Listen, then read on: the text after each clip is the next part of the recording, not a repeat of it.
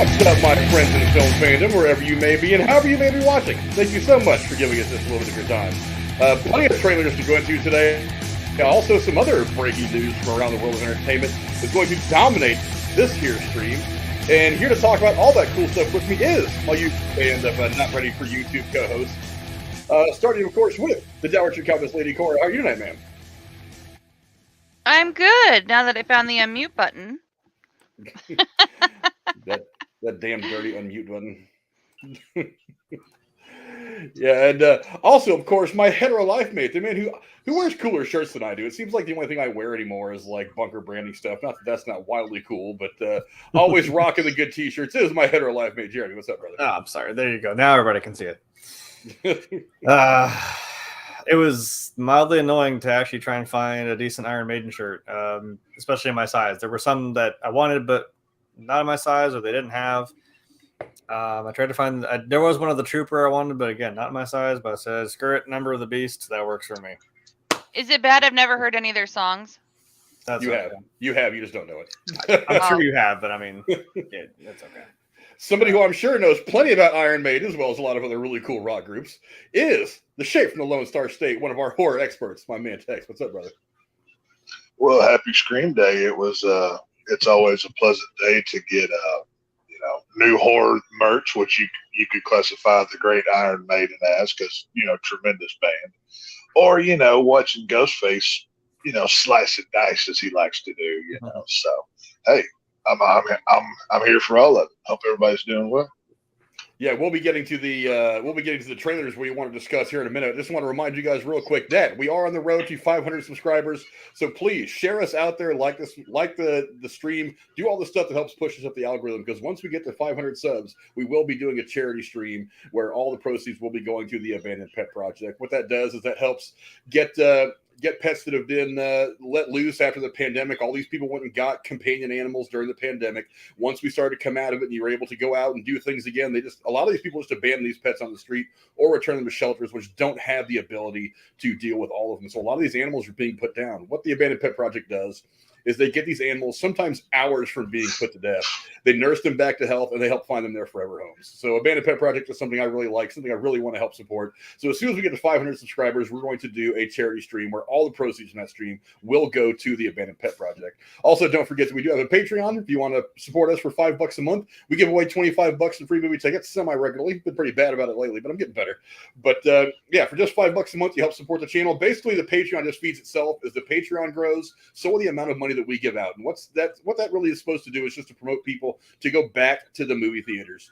The theaters still are the best way to experience film. Yeah, you can have big screen TVs and theater systems in your house, but there is no denying that the theater experience really is the best way to watch a film. And that's what I want to do, is to promote people to go back out to the theaters, because that industry was hit very, very hard by the pandemic closures over the last couple of years. It's on the way back. We're now at a full filming schedule, a full release schedule. So I want to try to promote all you guys to get back out to the theaters. So by supporting us on Patreon, you get a chance to win money for free movie tickets. Link to that is in the description below. Thank you for all of those of you who do support us on Patreon, and thanks to those of you who are even considering it. We very much appreciate it. Now, Lady Cora, what's the first topic we're going to be going into tonight? Well, we're going to hit some Disney stuff here. The first full trailer for Season 3 of The Mandalorian on Disney Plus came out yesterday and was full of talking points for Star Wars nerds. The trailer makes clear that Din Djarin is going to make his way home to his home world of Mandalore to redeem himself for showing his face with his new little buddy Grogu in tow. Jeremy, are you ready for more Mandalorian? He's a Star Wars fan. He calls me out first. That's hilarious. But it's like he knows me. Now that we are, like we mentioned before, if we didn't mention it this last Tuesday, I think not only is Pedro Pascal like an official daddy of the internet, he is officially the best stepdad in the entire galaxy. Grogu and Ellie are in good hands. He is the stepdad from now on. That's how I'm going to refer to him from now on. Oh yeah. So on the if anyone knows, he did do that same little Mando pose when he had the gun pointed at Ellie and he points it back at Marlene. He does like that little cowboy like from the hip, and I was like, there it is. So there's a lot of things that happen in this. I mean, for anyone who did not, was it Book of Boba Fett? Someone made the meme instead of somehow Palpatine returned. They put anyone who didn't see Book of Boba Fett. It's like, somehow Grogu returned. I'm like, yeah, I know. You gotta watch that like one important episode. But it looks like they're out, like you said, going back to Mandalore, out trekking the galaxy. I almost said trek. Wow, that's awful. Exploring the galaxy again. How about piss somebody off there, didn't I? I was about to say, don't say those. Don't get those two words. Yeah. you will send you'll send the nerds into a fervor if you do that. Oh man, I love when Gandalf used the Force and he looked like Captain Picard. It was awesome. Yeah. So we. I don't know what that monster was at the end, but I mean, we saw Grogu using some Force powers. Holy shit. And this looks like it's just chock full of Mandos. I mean, obviously, we're going to the home planet of Mandalore. This is kind of an interesting thing because a lot of these, I mean, I guess the true Mandalores, I suppose, which he seems to be one of those like more purist type where they don't take their helmet off or anything like that. I'm like, but we've seen, Jango Fett has taken his off before, so has Boba Fett. The woman with the award of the most punchable face in the galaxy, Bo-Katan, has done it before. I don't know. I don't know how you're going to sit here and tell the guy who now owns the Darksaber, who literally now can rule all of Mandalore, that he's not a Mandalorian anymore. I'm like, go in there and tell them to screw off. Like, you're the boss now. But it'd be interesting to see how this plays out. I'm always down for more Star Wars and more Mando. Yeah, Tex, I don't know how caught up you are. I mean, you didn't really start coming onto the channel regularly until after the last season of Mandalorian had been done. So, I mean, obviously, we're going to have some Mandalorian episode breakdowns coming up once we get to that. But I mean, are you at all familiar with the Mandalorian? And if not, did this trailer kind of beef up your expectations for what you could potentially be watching? I've seen little of the Mandalorian show. Well, what I've seen, I've liked. I'm not a huge Star Wars guy. I mean, of course, we've all seen the original three. I don't know anybody who hasn't, but I was somebody who I've always liked the prequels, even when it wasn't popular to like them. So, but I guess you could classify me as more of a casual Star Wars fan. But I did see the trailer. Obviously, I was watching the national championship game for college football when this came on, and visually looks incredible. Like, I mean, Disney's obviously put the money in, the way they shoot the show, the way it looks, everything. I don't know as much about the lore and Grogu or Baby Yoda, whatever you want to call them. I know people are obsessed with it. It's everywhere in the stores. You can't go and not see merchandise of Baby Yoda somewhere. But no, I'm actually excited for this. This, like when I saw the trailer, even not religiously watching the first two seasons, this made me want to see the show. So, obviously the Star Wars people seem to be happy, and for somebody who like me who would be a casual, I'm excited to see it. I mean, it actually looks fun, and I gotta support the ultimate stepdad of forever, Pedro Pascal, and see if he treats Grogu any better than he does Ellie. I mean, I need a comparison here since he's going to be doing both. I mean, so protect this man at all costs. Tex, one of the things I was going to say, give me that. Yep, there we go. Tex, one of the things I think you'll appreciate about the show is that it's a Western. It is. I've heard that. I've heard that, especially the first season.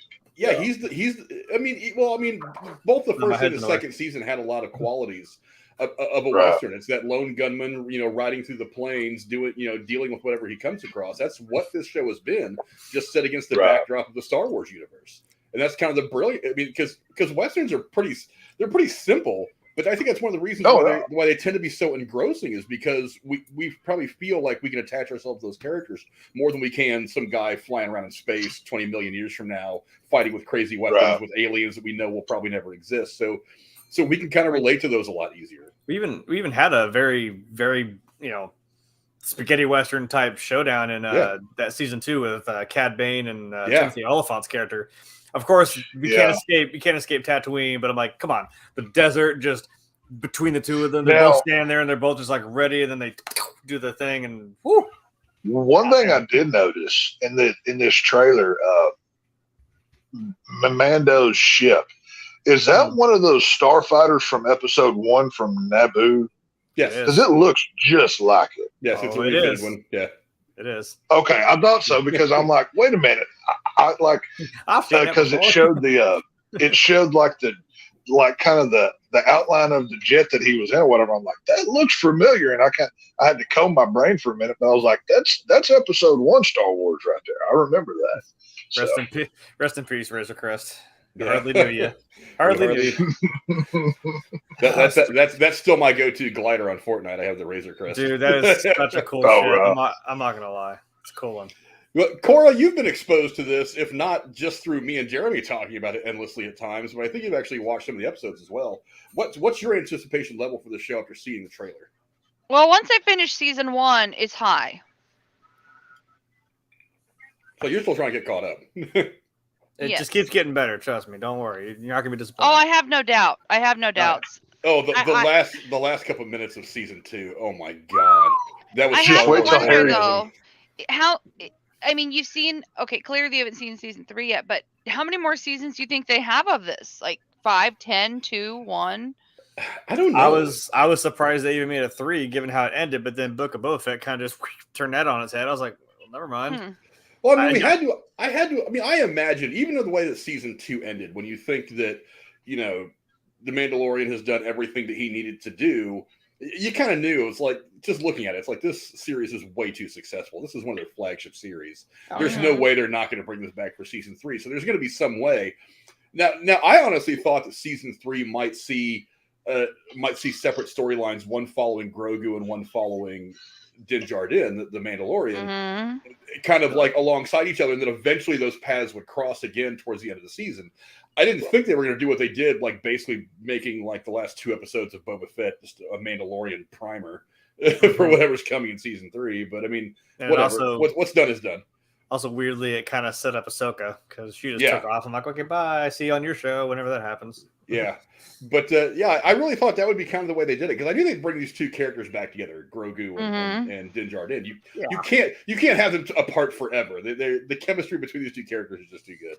But yeah, I thought that was going to be a journey they were going to take us on to bring these 2 back together, not just one episode in Boba Fett and like, oh, okay, here we are. Here comes season 3. We're there together again. That's actually something that was brought up on John Campia's show earlier today, that somebody had asked, is there going to be some confusion? Because a lot of people, because the Book of Boba Fett didn't do as well as a lot of people thought it would critically. Yeah. So some people might have heard that and been like, maybe I just won't bother watching it. So but they are fans of The Mandalorian. So people who watch The Mandalorian but maybe kind of checked out on Boba Fett halfway through, like some people I know did, they're gonna watch episode 1 of The Mandalorian and be like, wait a minute, didn't that whole thing happen at the end of season 2? And that's what I'm saying. How Grogu returned. Yeah, so there's going to be a little bit of the continuity that you miss if you didn't watch it all. But let's face it, most people that watch Mandalorian probably watched all of Book of Boba Fett like we did. But yeah, I'm really interested. Another thing that came out is the list of directors, because one of the things that has been really, really strong about this series from the jump is the people that they have directing the series. They're bringing back a lot of people. Of course, let's see, as I look through here, I know Dallas Bryce Howard's going to direct another episode or 2. They've also brought in, let's see, the cinematographer from Black Panther, Rachel Morrison, is going to direct one. Carl Weathers, who's in the series, is going to direct one.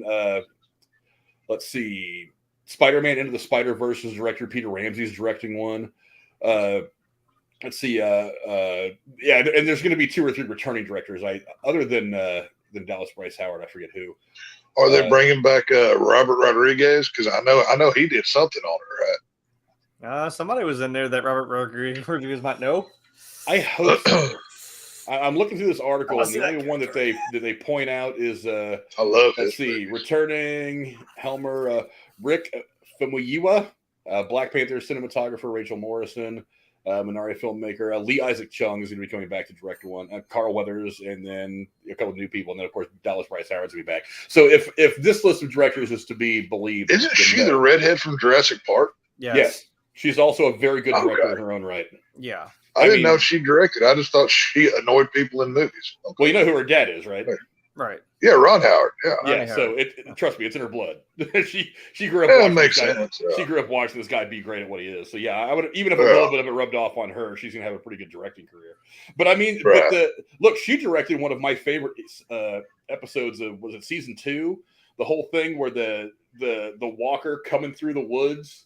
Or that was season 1. I forget now all of a sudden. But like the whole thing with the walker, it was a very Jurassic Park style. Oh, shot. you mean the Imperial Walker, the two-legged one? I think that was season 1. That sounds about right. It sounds like it was season 1. But that was a very Jurassic Park like shot that was awesome. That was the episode that she directed of season 1. Yeah, it was very much like one of the dinosaurs coming out of the things like with the red eyes. Yeah, you just see it walking through the woods, right through the trees. So wild. Yeah, but yeah, there you go. Yeah, again, this is one of those things I don't even need a trailer. Season 1 and 2 were so damn good. I'm just like, just give me a date for season 3. That's all I need. And then, of course, it did release at the date it comes out in, let's see. March 1st? Yes, March 1st. It was there down at the very bottom.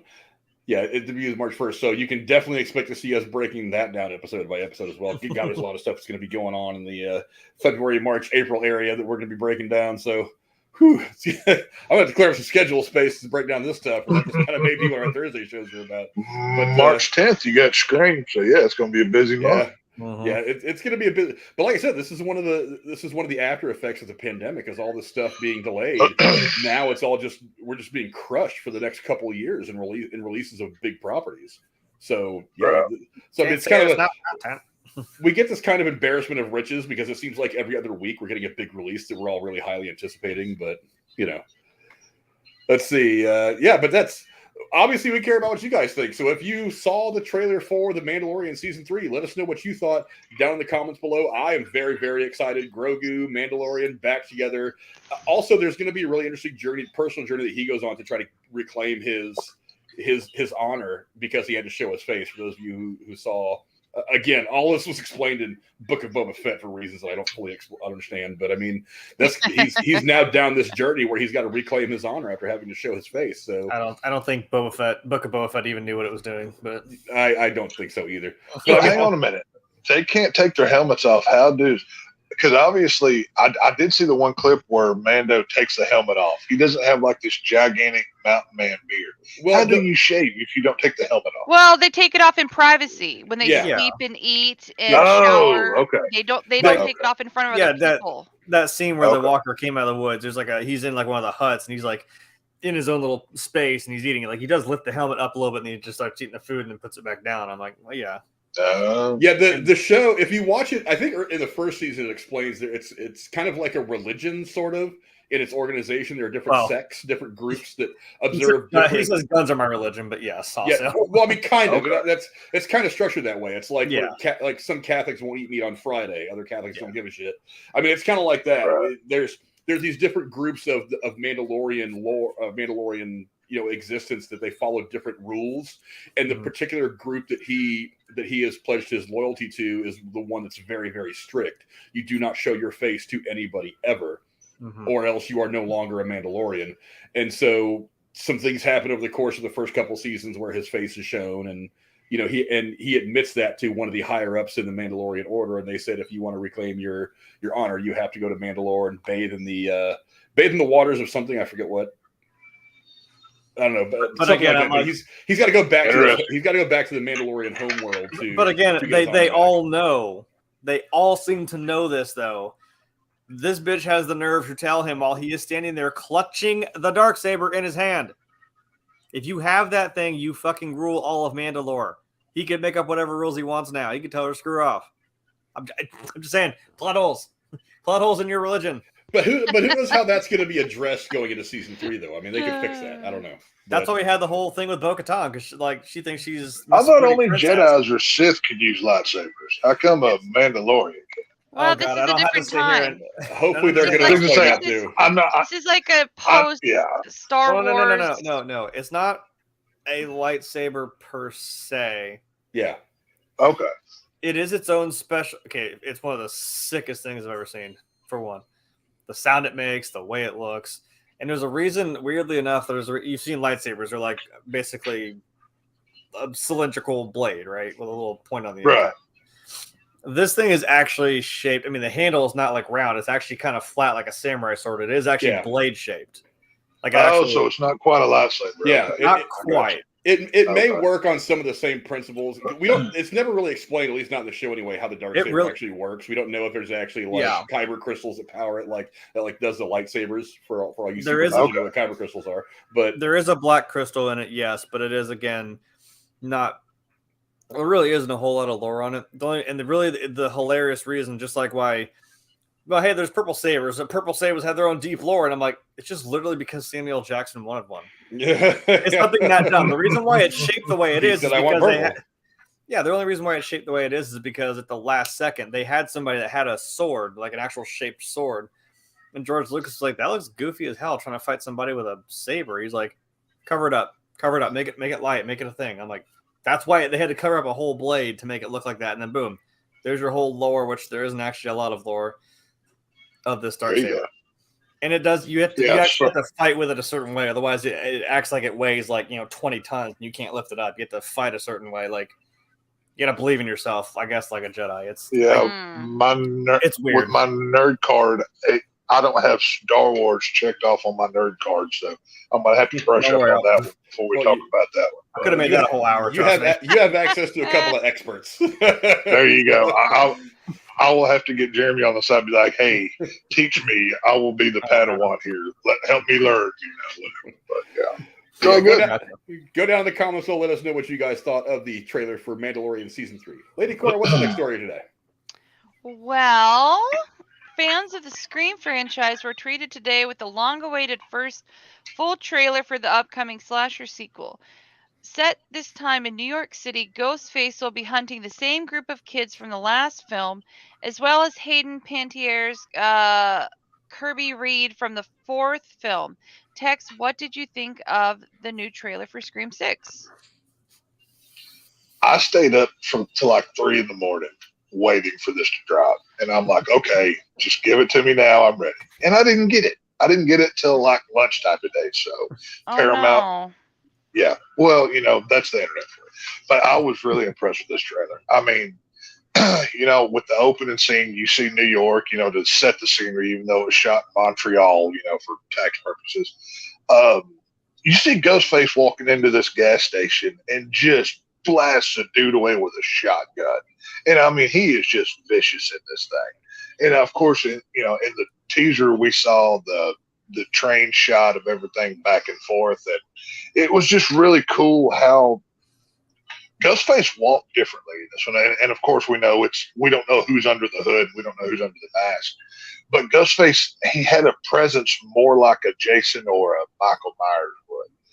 And he moves differently. The scene where the store owner reaches for the shotgun to load it, he does like this Michael Myers kind of juke out of the way and pops up and stabs the dude in the chest. Ghostface really brought it in this one. He even says later on in the trailer, where Courtney Cox's Gail Weathers character is on the phone with him, and he says, I'm something different. And just the way that he says it, it feels like there's more to it, which kind of goes into something I'll mention in a minute. But you have the character of Sam, who's the older sister of Tara, who was Jenna Ortega from the Addams Family and everything else. But Melissa Barrera, she's the daughter of Billy, one of the original characters in the first Scream movie.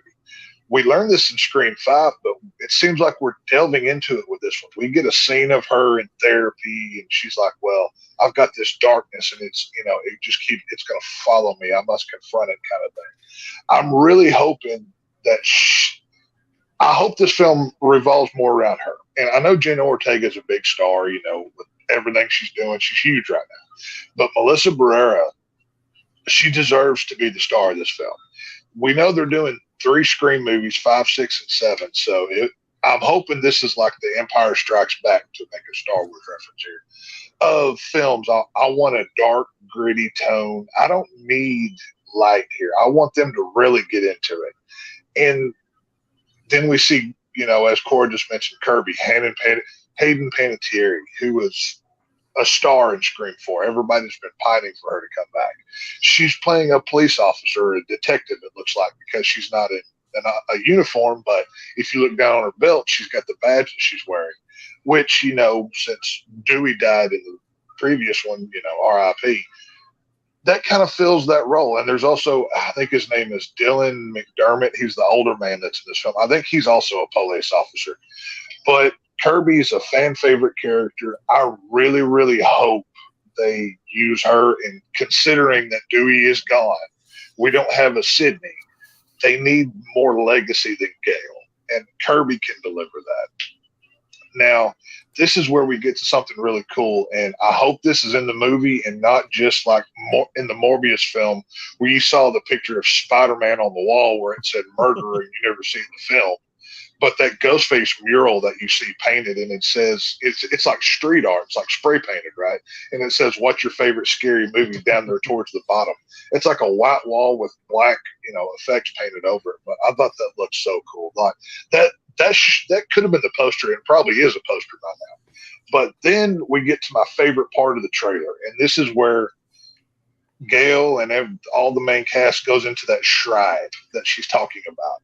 And you get to see all these effects of, like, here's Stu's robe that he wore in Scream 1. Here's the cameraman from Scream 1. Here's a reel of film from the original Stab movie. There are so many Easter eggs in this thing. There's a Jill Roberts shirt she was wearing in Scream 4. All of these effects from the previous Scream films. And then when you look further into the scene up on the stage where they're, they have, it's like a playhouse kind of thing. You see 10 Scream robes, or Ghostface robes, excuse me. But when you look closer, there's no masks here. You see little name badges at the bottom of the foot of these people, but you don't see the mask there, which obviously if you looked at this trailer, you get to see a few different masks. So I'm really hoping that the cult angle is played up here in this film, because we're used to 1 to 2 ghost faces. Scream 3 was the only Scream film that only had 1 killer. Every other film had 2. I want to see a ghost face cult. I mean, I know I'm not the only one on the internet talking about this. Literally everybody I've heard today and before is begging for a Ghostface cult, but this works for it because there's 10 Ghostface robes up there. There's 10 masks gone. And let's not forget to kind of go back to Sam, Melissa Barrera. She's the daughter of one of these people. And if you look at the last shot in the trailer, she's holding that mask. Now she looks bloody and beat up. I think that shot's going to be at the end of the film. But I'm really hoping that they turn her into a bad guy. And just going off of that, Jenna Ortega, look at how she plays in this trailer. You never see her smiling. She always has this evil look to her. Maybe they do they turn her? Do they turn her into a ghost face? This is Scream. They can do anything. But obviously we see Gale's scene with Ghostface here. I think this is kind of a diversion. I think they're going to make us think that Gale's going to die, which honestly I hope she does, and I think she will. But I could see them putting this in the trailer and having somebody pop up and shoot Ghostface as he runs away. But Samara Weaving, there's 2 more points that I have here. Samara Weaving, she's a big thing in horror. You see her in a flash sequence in this trailer, like in the last 30 seconds, and you have to pause to see her. And she's wearing this bright yellow outfit that mirrors what Gale was wearing in Scream 1, I believe. I think it was Scream 1. There's something to that. And there's a reason why they didn't showcase her as much as they did. She's a big star. She's a big name. I think they're hiding her intentionally. I think she's probably a Ghostface killer in this film. And for those that watched all the way through the trailer, there's a familiar sound that gets played here. And for anybody who's seen a Friday the 13th film, you know that that Jason sound. That plays at the end of this trailer. And we know Jason takes Manhattan, the Friday film and everything else. But I found it very interesting that they added this into this. There is so much packed into this trailer. I could break this thing down for 3 hours and never run out of material. But this trailer was good. I don't need another one. I don't want to see anymore. Just give me the movie now. I love this thing. It was so cool. Yeah, Jeremy, what do you think? I mean, for one, I thought the trailer was pretty fantastic. I mean, what did you think of the trailer? Does it change your expectation? Does it raise it, or is it pretty much the same? I think I was upset that I was listening to you, Tex, but I was also looking for somewhere in the small local theater in my hometown. They have like one of the coming soon marquees is a poster of the Stab movie, and it's so funny that it's in the lobby. I'm like, it's in there. Yeah. No, I mean, like they have one in the. It's all in there. They have an actual like thing from Stab, which is hilarious. I swore I took a picture of it. I was just gonna. I saw the clapboard in that gallery, and I was like, I bet you that's from the Stab movie. That's in the. They have a clapboard. They have a film reel. They have one of the scripts. It's if you're looking at the still image, it's on the left side, like towards the front of the picture where you're at. But there is, like I said, go rewatch the trailer and pause that scene. And every previous Scream film has stuff inside of it. It's incredible what they've done. I don't know if anyone actually heard what I said. In my own hometown, the theater, they have that in there. I'm like, I'm not talking about the weird cult room where there's probably a fucking Stab poster on the wall. I meant like, no, in my actual hometown in the theater, they have. I've never seen a Stab poster for sale. Where did they get that? I don't know where they got it. That's why I was like, oh my god, it's like in one of the cases and on the thing in the lobby, and I'm like, that's hilarious. That's got to be a prop or something. Curious. They probably have them online somewhere, but I'm like, that's funny that they have a Stab poster in their lobby. It's. I swore I took a picture of it and I was going to show it to you guys, but I mean, I don't know. If I go back there, I'll take a picture of it. I'm curious now. I'm looking to see if there is actually one on sale for somewhere. I'm sure there probably is. I mean, there was. This one was like black and everything was like all green. Like it was all green text, green image. So, and the knife was green. See, within the Scream world, they've done 9 Stab films, I believe. It's either 9 or 10. I can't remember. So there's multiples they could have, but yeah, no, I know they have Stab. I've seen Stab T-shirts, but I've never seen posters for sale. Yeah, that's cool. I'd love to have something like that. They've got a smaller one on sale for Amazon. They've got a slightly bigger one that's got a full size movie poster on sale. 2 of them on eBay. So I mean, yeah, I mean, they're out there. So, yeah. So somehow the truth's out there. Someone found it.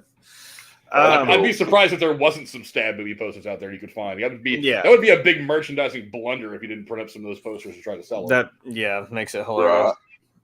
I guess really quick. Well, you said he texted over here like rewatch the trailer. I'm like, no, I'll tell you the part I rewatched like 3 times because I'm like, what in the fuck was that? This motherfucker disappeared the second this guy shot him with a shotgun. I'm like, oh yeah. Huh? I'm like, when did this bitch become supernatural? No. You did not just. No, you didn't just Neo like you're fucking Neo in the Matrix. Just dodged a shotgun. I don't care how quick you looked, how fast you reacted. Bullshit. He got shot. Movie's over. As you can tell, how much of a Scream fan I am.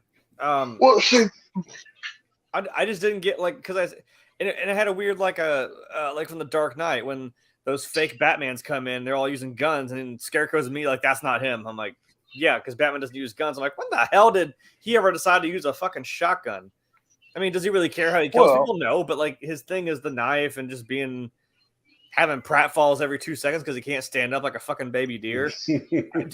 Tell me I'm wrong. That's how Ghostface, because like he said, this Ghostface seems to have a purpose. So I'm thinking not only the Jason angle, not the Jason Takes Manhattan, but I'm like, is this a fake Jason type deal? I know it's, is this not like a real Ghostface? Like he said, there could be others out there. You said the masks are all missing.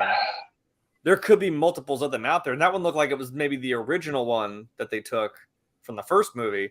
And all those ones in the train could have been maybe the other ones. I don't know, because they look newer. But that's that's the thing. I mean, everyone's a suspect. When this Ghostface says, I'm something different. Yeah, just the way that line is said, that's going to carry weight to it. And it's like, I almost got like like in Walking Dead when they say we are naked, that's kind of how it felt to me. Like it had, like whoever this was speaking as a plural, not a singular, and like somehow Stu's going to be tied into this. I have no doubt about that. And I know Stu. I know Stu Train. Everybody's going crazy about Stu, whether you love it or you hate it. But I'm telling you right now, this is going to be the Empire Strikes Back of Scream films. One of these ghost faces, I'm predicting at least 3. I think there's going to be at least 3 of them, because to talk about what you just did there a minute ago with that convenience store kill. Look at how he ducks down whenever that shop owner raises that shotgun up, and then just bloop pops up out of nowhere. There may be more than one in that convenience store. We don't know. New York City's huge. You can't be running around. Go back and look at the sequence in the train where Sam and Tara and all of them, and they see 3 different ghost faces all looking at them at one time. So what if that scene in the train starts, they get off the train and run, and multiple ghost faces corner them in a convenience store in the middle of New York somewhere? This almost anything like, could happen.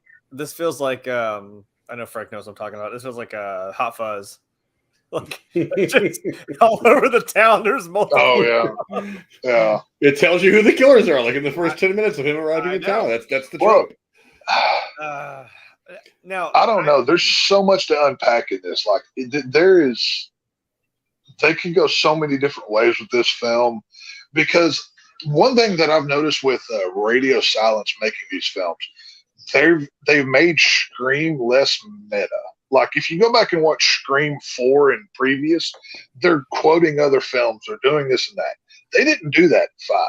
The only film they're getting meta with within the film itself is like the previous Screams. So it seems like this feels more like a real slasher film than a meta slasher film. So I kind of like how they're taking this. I hope they don't get rid of too much of it, but I like what they're doing. The last point I noticed was I think I want to agree with Tess, because I feel like if you're gonna do this, because you already killed Dewey, and then like right, Neve Campbell just kind of said, "Okay, peace, bye." She'll be back. She's out there. I'm not worried. I'm just saying, but if you're gonna do this and maybe kind of get rid of the legacy characters and kind of move on to this, tell me that didn't seem like the joke was every beginning scene you had some big actress, they had a phone call, and then boom, they died. Yeah. I was like, holy crap, is that looks very much like she got called. It's like, hey, what's your favorite scary movie? Dead. Now she's been through this. I know I predicted that. Yeah. She pulled out a gun, was like, I'm gonna shoot you in the head. And then that was pretty close when he came in with that knife. I was like, ooh, oh boy. Well, I will say, how dare Gail Weathers, aka Courtney Cox, move on from Dewey after he so gave his life to protect her, to just move in with some new asshole in New York. How dare her do that? She deserves death just for that. I hope Dewey gets his revenge. Well, she's historically self-centered. Let's not forget that. Yes, but and not like anything they've ever done on screen doesn't mirror their own fucking real life. Like they've been divorced like for a while, now, so it's like, oh, they split ways. I'm like, yeah, sure they did. Now, I think I've mentioned this before, but I want to mention it again because I want this to be true. This is Courtney Cox playing Gail Weathers in a Scream film in New York. They have to have something bad happens to Gail, and somebody needs to look at her and say, well, did you really think life was going to go this way, or something from that Friends I'll Be There For You song? That would be so meta for them to do. This would be perfect. It can be a quick throwaway line, get a cheap laugh like Frank just did, and then you move on with the plot. But come on, you've got Gail, who's famous for Scream and Friends. They're both in New York now. This is something they need to do. There is so much potential. It takes place at night. It could be early in the morning. So she's like, great, I burned my breakfast so far. Things are going great. Right. I mean, just pick something of her friend's character to kind of make a joke out of or something. There's so much they could do. It would be funny, but it wouldn't be necessary. But I want to go to Lady Cora real quick. Lady Cora, have you seen the trailer? And if so, what did you think of it? I did. It's okay. I haven't seen the Scream movies. It didn't make me want to see them any more than I already didn't. But I mean, if you're a fan of it, that's great. It's out there. I mean, it has to be a better franchise than the Fast and the Furious. I'll say that. I mean, yeah. If I made 12 movies about wiping my own ass, it would be better than what the Fast and the Furious movies are coming around. Hey, I'd be more inclined to watch these than any more of those. But yeah. Well, I mean, there's a couple of things that jump out at me about this. Number one is the scene in the bodega. It's like because it's obvious now because the killers, the Ghostface, whoever they are in one movie or another, they tend to kind of operate in mostly in stealth up until the last part of the movie where it doesn't really matter to them anymore. It doesn't matter to their plans. This guy's walking around one of the most populated cities on the planet in a convenience store full of people, not giving a fuck. He hacks this one guy up this one New Yorker up who gets in his way, muscle up on him, grabs a shotgun, shoots the shopkeeper. The train, I still don't know. I still feel like the train scene is probably like a nightmare or a dream. But I mean, if that ends up being an actual scene in the movie, I mean, remember, we've heard that scene, as we've seen in the trailer, is not the way that it's going to be portrayed in the film. They've already come out and said that scene is very differently than what we've seen so far. But, I mean, a train full of people, I mean, whoever the killer is, they don't seem to give a flying fuck as to whether everybody and their damn brother sees them hacking these people up. That to me is a pretty big divergence from what we've seen from the killers so far. Remember, people in New York City don't give a fuck either. They'll walk right by you and not care. Mostly, yeah. So, the other thing that the way to get the police called when you're being raped is cream fire. People joke about that. But the other thing that jumps out at me is the fact that Sam is still struggling with her past and her dad being Billy Loomis. I got to be honest, I'm done with that storyline. I don't want that to be her continuing struggle. You know what? I felt like it was dealt with in the last movie. I mean, look, I like the last movie. Like I said, I've said it a million times. Scream is not my favorite horror franchise of all time. It's not. I thought the first one was pretty good. There was just a steady decline in quality after that. The last one I thought was pretty good. It was closest to the first one that any of these other films have been. So I don't want to see that decline in quality start again. You've got some fresh characters. You're mixing in a little bit of the old stuff. Now they're set in New York, which I find a little weird because, we tried to set one of these legendary killers in New York once. It didn't go very well.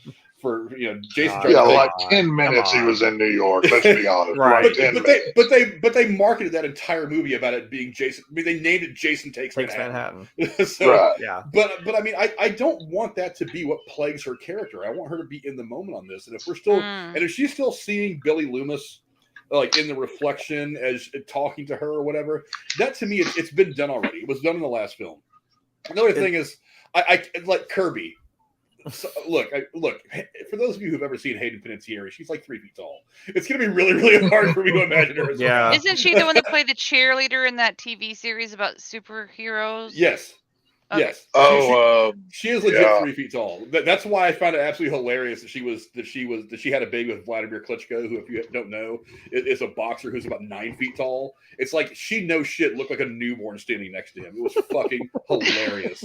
If you've never seen the pictures, go find them. It will blow you away. But there's I don't mind her playing a cop, and I dig the fact that she's back. If we don't have Sydney, then we may as well have somebody like her back. I think it works out pretty well. But I mean, it's gonna be hard for me to take her as a cop. But I mean, I might see the movie and all that might get lost in how good she is, because I do like her as an actress. She's been a lot of good stuff. You know what it reminds me of? The whole like Alexander Daddario's character being like Leatherface's cousin or some shit, and she just kind of weirdly is okay with it in the last like 2 minutes. She's like, "Here you go. Here's a chainsaw." I'm like, wow. Well, in a matter of she goes from being chased by Leatherface to being thrown in a police interrogation room and reading a box of evidence to, I'm a Sawyer now and I'm going to kill you. And I mean, literally, it's just like a light switch. Yeah, now, I love Texas Chainsaw 3D. It's a horrible film, but I love this movie. I'm sure you do. Do your thing, cuz I love that. That was so bad. I'm just saying, it's like, she just suddenly has like I am dark because I was the daughter of this like killer way back. Hey, she's got the birthmark of an S on her chest. I mean, how did you not stare at the thing for 20 minutes? I know I did. I swear to God, if she has like some thorn symbol, I'm gonna fucking punch the TV. Just don't do dumb shit like that, is what I'm saying. Yeah, the other thing that jumps out at me though is the shrine. I think there's I don't quite. That's a pretty important visual to me because there's a couple ways to approach what that is. Number one is that's a collector. Look, these people exist. They like to collect things from mass murderers or from people who are famous for their dirty deeds. Like, there are people out there who like. Or the people who write letters to them when they're in prison. It's like, there's a reason why they passed. What's wrong with you? There's a reason why they passed a law several decades ago saying you can't profit off the crimes that you committed.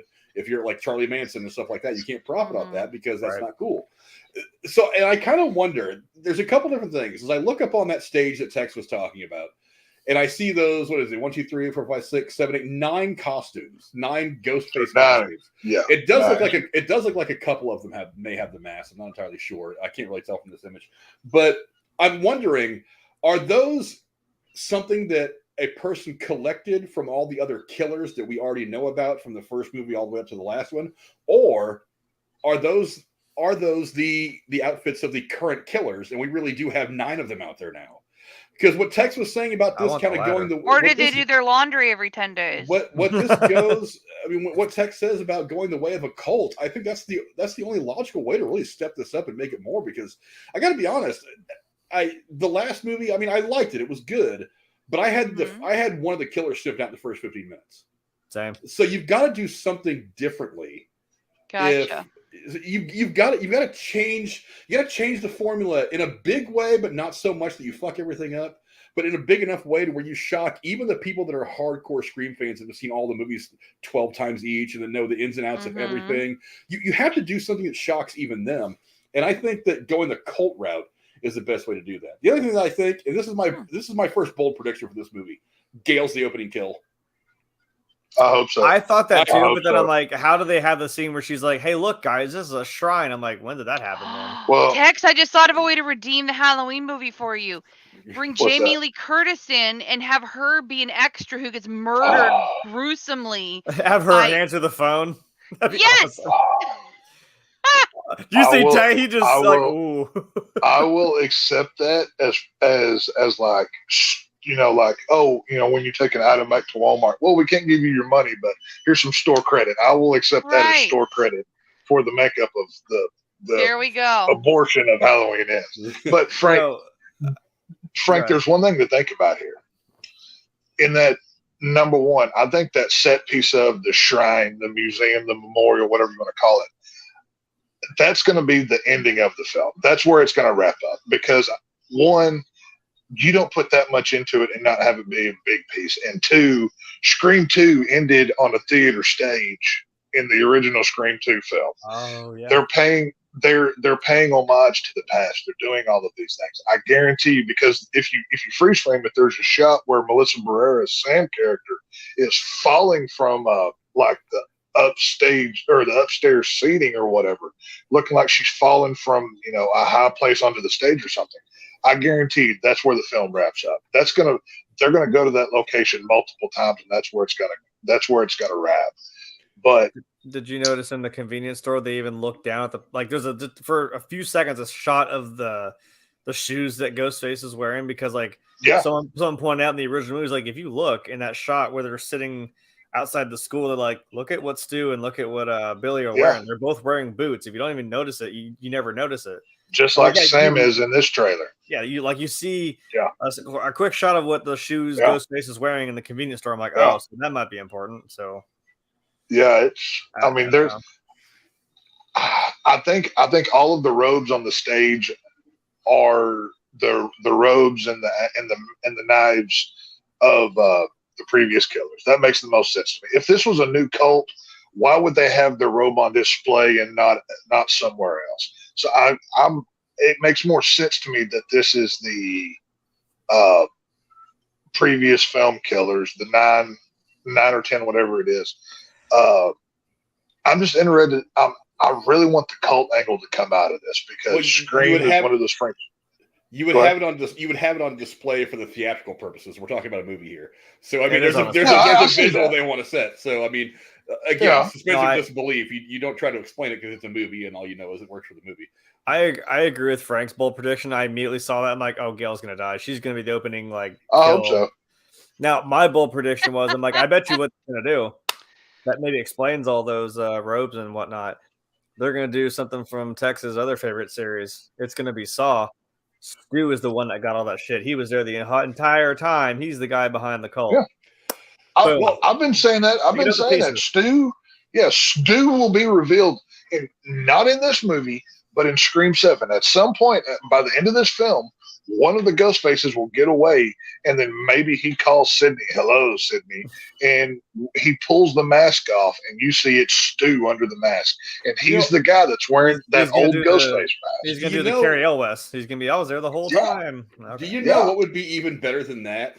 What's if that? there was not even any voice modulation, him disguising his voice, he would just pick up. She would answer the phone like a post. I'd be perfectly okay It would with it. just be Matthew Lillard saying "Hello, Sydney," and Hey, she bitch, I'm automatically back. knows who it is. Right. And I'm then doxing myself. Hello. And then that's it. That a 5-second post-credit scene of her sitting at her desk. She answers the phone and goes, "Hello." He goes, "Hello, Sydney." And then you get her reaction. That's it. That's post-credit scene. 10 seconds tops. There you That's go. No. Better yet. Hey, Sydney, in his real voice. You know, I'm tired of killing. I'm in a 12-step AA program to kind of get over this killing thing. And, you know, step so-and-so is where I have to apologize to people and shit. So this is me apologizing. So, you know. Well, Feeling woozy. there's man. only one other option. There's only one besides Stu. There's only one other option, and I have to give credit to Dave McCrae. He's a horror YouTuber here on here. I was watching him earlier today. He said, "What if it's not Stu, but what if it's his son? Because we have Loomis's daughter with Sam, who's on this side, who's fighting her inner demons. What if Stu's son? Because hey, he could have been getting around in high school as well, just like Billy Loomis did, right? Hey. He had a son that was living out the legacy of his father, and that's why he says, 'I'm different.' I also like that. That would be an interesting dichotomy between the two characters, but we've already done the child of the first killer thing though. But it's a right. But you have two killers you can do it off of. You know what I'm saying? I would be okay with each movie though. Maybe it's Stu and his son. He goes, "Do your thing, son." I don't know. Throws him a knife and a mask. There you go. Because at what point do we just like? I mean, her long like Sydney's long lost brother, who was the killer in like the third or fourth movie. I forget which one. Number 3. Roman. I mean, at what point do we bring his son into it? Then the trope. I'm okay with works. The trope only works if you use it sparingly. You know what I mean? I don't know. We've already done the child of one of the first killers.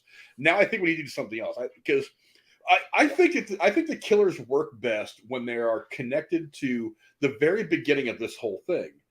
That's why I kind of like that the connection in the last movie wasn't really that the killers were connected. It's that what's her name was connected. Boreas. I keep trying to blank on her name. Sam, yeah, the connection that was there was Sam, not necessarily the killers. So we still have that connection, but the killers had their own thing. I just that was one of the things that kind of bothered me about the last movie. It's like all these killers have some connection to the very beginning of this whole thing, going all the way back to the first movie, except for like these. I was like, I feel like I would have appreciated them more if they had some deeper connection to this thing rather than just like, I read about this murder on a fan site. Now I want to be a killer just like them. It just, but is that not on par though? Yeah, that's the problem. Was the whole point of... I don't want on par. I want something. I want a different take on this because if you think about it, the whole point of the Scream franchise was to modernize the genre. And I think the first movie did that pretty well. I mean, the way that media and everything worked in the 90s, that movie worked it in pretty well. One of the things I liked about this last movie is that the internet age, the whole locking and unlocking of the door with the Bluetooth app. I mean, that modernized where they're at right now, and that was good. I was like, but you can't. I mean, you can't just. You still have to evolve your storytelling, and I don't think that evolves it if you just the next 3 or 4 movies is all about the kids and the killers. Fine. Ghostface in space. There you go. Oh, with Nick Fury and Vision. Ghostface X. Yeah, Ghost X. Instead of a hood with a mask, he's wearing a space helmet the whole time. You don't know. A three-way cage match. A three-way cage match in space. Vision is his computer system buddy. Oh, somebody get the That's Merkins on this right now. That's what we need. I don't know. We just need. Okay, here's what I need Connor and the folks at Horny Goat to do. I need them to make characters for a Royal Rumble. We just need like Leatherface, Ghostface. We need. I've seen them. It's already on YouTube. It's already out there. We just need to get out there. We just need to do this Celebrity death match. Yeah. I don't know. I'm just celebrity death match. Oh, yeah. Like I said, I'm making the prediction, and I will stand by this. I'm putting it out there. I think there will be 3 Ghostfaces. One gets away. Just like Empire Strikes Back, it continues into the next film. Every Scream film up till now has been a contained story. It has wrapped by the end. I don't think this one's going to do it because New York, new rules. I think they've raised the stakes. I think they're going to go more hardcore with this one. And I'd be okay if Sam does give in to her sinister side, because if you look at her at the end of this trailer where she's holding the gun on that ghost face, she's smothered in blood. You see like an evil smile come across her lips, like, you know what? Maybe I am more my father kind of thing. But I do think Ghostface will get away, and I do think it's Stu to be revealed in Scream 7, which we know is coming. So we'll see what happens. If he says I'm your father, like fucking Darth Vader, I'm gonna freak out. Well, that's what he means when he says it's gonna be like she's gonna be hanging off the side, hanging over this big cliff, and he's gonna be like, they even do that. She's gonna lose a There's hand. a scene. There's even a scene where Jenna Ortega is hanging like off the side of a building, and it looks like Sam's arm is holding her, and she's covered in blood, and Sam is sliding off of her. So they're even doing that from Empire. You know what I mean? They're pulling out all the stops on this thing. Yeah, so. But I don't know. There's going to be plenty more to talk about as this movie gets closer and closer to release. Oh, so yeah. Go down in the comments below and let us know what you guys think. We may have to do like a prediction video for this. Yeah. Oh, I'm down. I'm gonna find out the exact release date. We'll have to do a. We're gonna do like a fantasy prediction thing, and whoever gets the most right wins or something. Damn right. But Then, I know whoever Yeah. loses has to go be on Casey's show. nah, Oh, there you go. I wouldn't base myself to that kind of level. Jeremy's like, I just won't play. But yeah, go down in the comments below. Let us know what you guys thought of the trailer for Scream 6. There was a lot to unpack. Like Tech said, there was a whole lot in that trailer. The great thing about the trailer is it gave us a lot to talk about without giving away any spoilers. Oh, it is chock full. That was a barely very, scratched the very surface. good trailer. Very good trailer indeed. But go down in the comments below. Let us know what you guys thought. Now, Lady Cora, what's the next topic we'll be going into tonight? Well, the Ryanverse is returning to the screen with Michael B. Jordan once again playing the role of John Clark. This time it will be in a film based on the Tom Clancy novel Rainbow Six. Jordan's previous turn as the legendary literary super spy came in the 2021 Amazon film Without Remorse, which received mixed reviews. Frank, are you looking forward to seeing Rainbow Six finally get a film? Nice. Yep. See, I should have held the video game. Like, yep. I have read this book cover to cover, no shit, 3 times. Wow. This is, and I'm not the reader that I once was when I was younger, but I mean, this is one of my favorite books. I mean, that Hiroshima by John Hershey and 1 or 2 others, but I mean, this book is so damn good. I'm cautiously optimistic about this. Now, for one, Without Remorse came out on Amazon 2021, I believe. It didn't do very well critically, but I think that the reason why a lot of that was because the Tom Clancy Ryanverse series of books is technically still going. There's somebody else that has taken up the mantle from Tom Clancy after he passed away and is still continuing on the storyline. But I mean, the movie didn't do very well because they did have to rearrange a lot of it. Now, the character that Michael B. Jordan plays is John Clark, who in the books, John Clark's history goes all the way back to Vietnam. So if you wanted to have somebody with the same background as John Clark, you'd have to get somebody who basically right now is 80 years old, and that wouldn't work. Right. So they modernized it a little bit. Instead of John Clark's history going all the way back to Vietnam, it goes back to like Syria or Aleppo, or one of the things that's more current in world history. One of the wars and things that we have dealt with at a very clandestine level in the United States, at levels of the United States government, and that was fine by me. I didn't mind it because this is, again, it's one of those passion projects that Michael B. Jordan is really, really badly wanting to get right. I actually really liked the movie. Now, was it different from the book? Oh, absolutely. There were some gigantic differences from the book. But once again, you're talking about the origin story of a character, so you couldn't put him all the way back in Vietnam or anything like that, and then have him show up in present day. I mean, if you wanted to make it a little more of a period piece and make everything happen like in the 70s, 80s, and 90s, I mean, you could have, but they want to make this a little more modern. You've got someone like Michael B. Jordan. You don't want to make it a period piece in the 80s. I don't think anyway. Wow. But I really liked Without Remorse. I thought it was a very, very good movie. I really like what Michael B. Jordan, kind of his approach towards doing this. Now, Rainbow Six, there's 2 things about this book that I've always thought. Now, remember, a movie based on this book has been in developmental hell for almost a decade now. I mean, Ang Lee at one point had optioned this book, which I'm really glad he didn't do it because I didn't want him to make it like a fucking emotionless action just orgy. There's way too much depth in this book to be ruined by someone who's only good at the action. At one point, it's like Ryan Reynolds wanted to make this into a movie at one point and never really came together. So this book alone could be a standalone movie. I mean, it doesn't even have to be. I mean, you don't have to work it into because like Some of All Fears we've already got with Ben Affleck. We've already gotten a couple 3 movies that Harrison Ford played the president. That's Jack Ryan. That's this universe of books. I mean, so this book alone, the story could actually work by itself, separate from all that stuff.